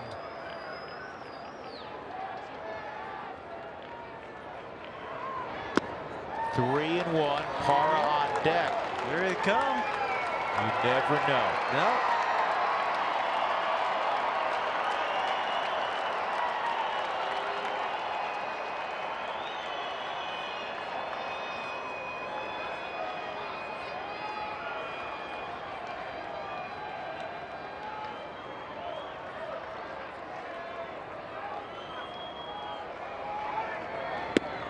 Ball four, and the Rockies will get the tying run to the plate with 1 out in the 9th.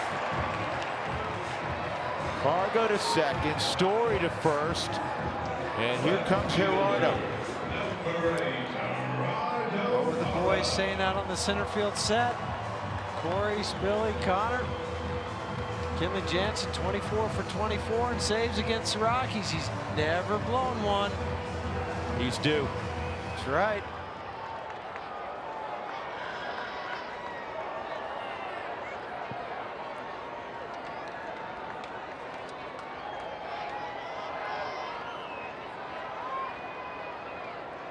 Parra 1 for 4, an RBI single in the 5th.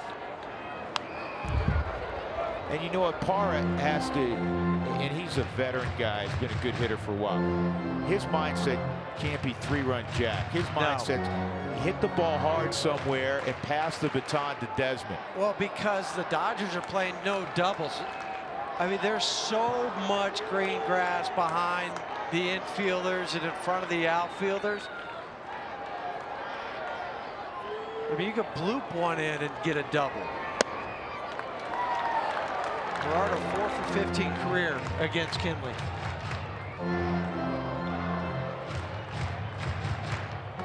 Tell you what's happened too. The Rockies believe in that dugout all of a sudden. Yes, you it did. down 4, some things that have to happen, but now a run in, 2 on, just 1 out. And this is where, Hugh, you pointed out the outfield playing no doubles. They're exceptionally deep. This is where it so often works in favor of the offense. You can hardly see Bellinger at center field. He's so deep. And Jansen is nowhere close with a number of pitches. No, of the 5 to Trevor, he only threw 1 in the strike zone. There's no parachute. I mean, this is their guy, as everybody knows. Wade Davis is just kind of waiting around in the Rockies bullpen.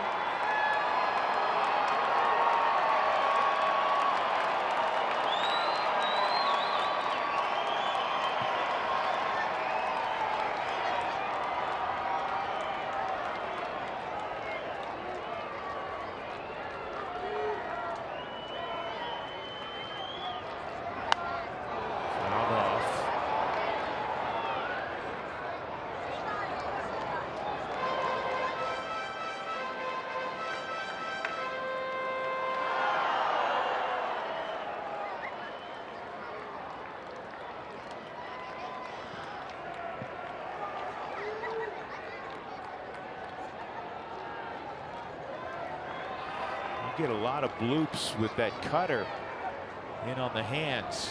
This ball pulled on the ground to second. There's 1 and safe at first.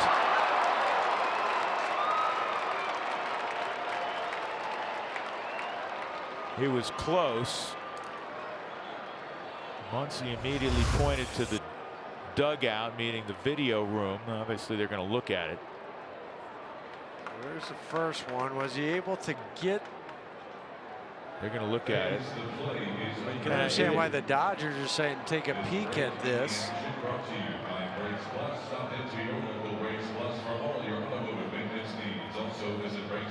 It's about as close as it gets. It is. Well, the good news is he was called safe on the field.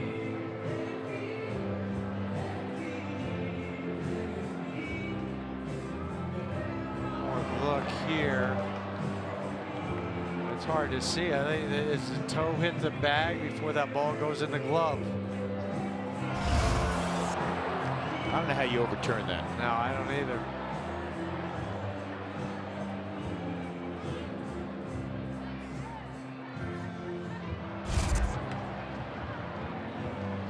More look here.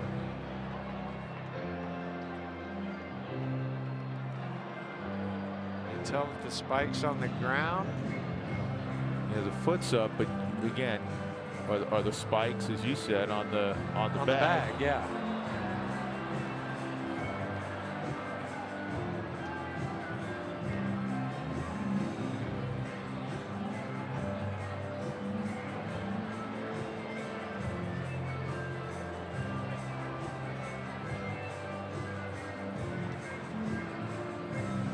This is the best look at it, because the one from behind you can't tell exact.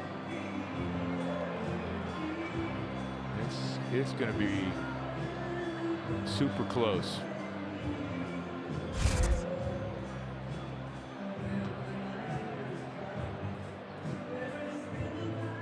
Rockies. Everybody. The safe call holds up. They'll get Desmond to the plate. Jansen hasn't thrown any pitches in between. This has already exceeded the 2-minute quote-unquote limit.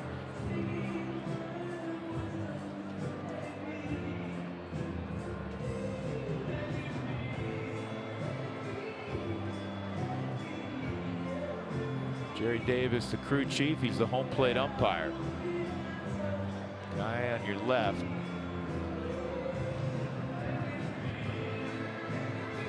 Nick Lentz is the first base umpire. He made the call. You've seen about every angle you could. Here comes the call. Safe. So the Rockies are still alive. First baseman, number 20, Ian Desmond. Again, it was so close you couldn't tell where that foot was. As that ball's going into the glove. Well, you heard the boys out in center field.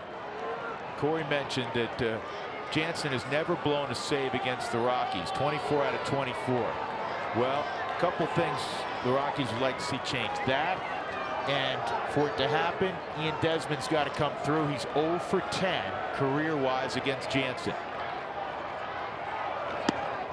And he takes ball 1. Arno moves up to second.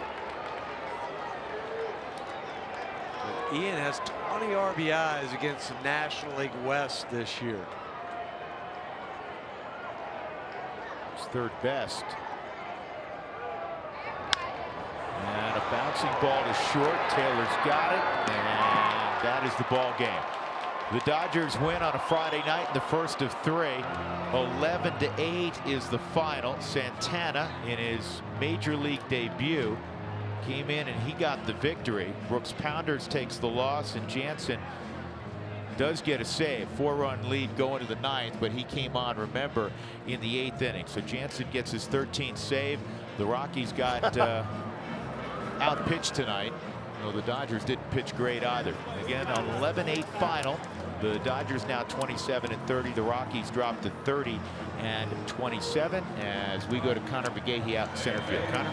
Drew, thank you very much. Lots happening tonight. Even though the Rockies lose, there's plenty to talk about. Don't go anywhere. Spilly, Sully, and I return for the Toyota postgame show next.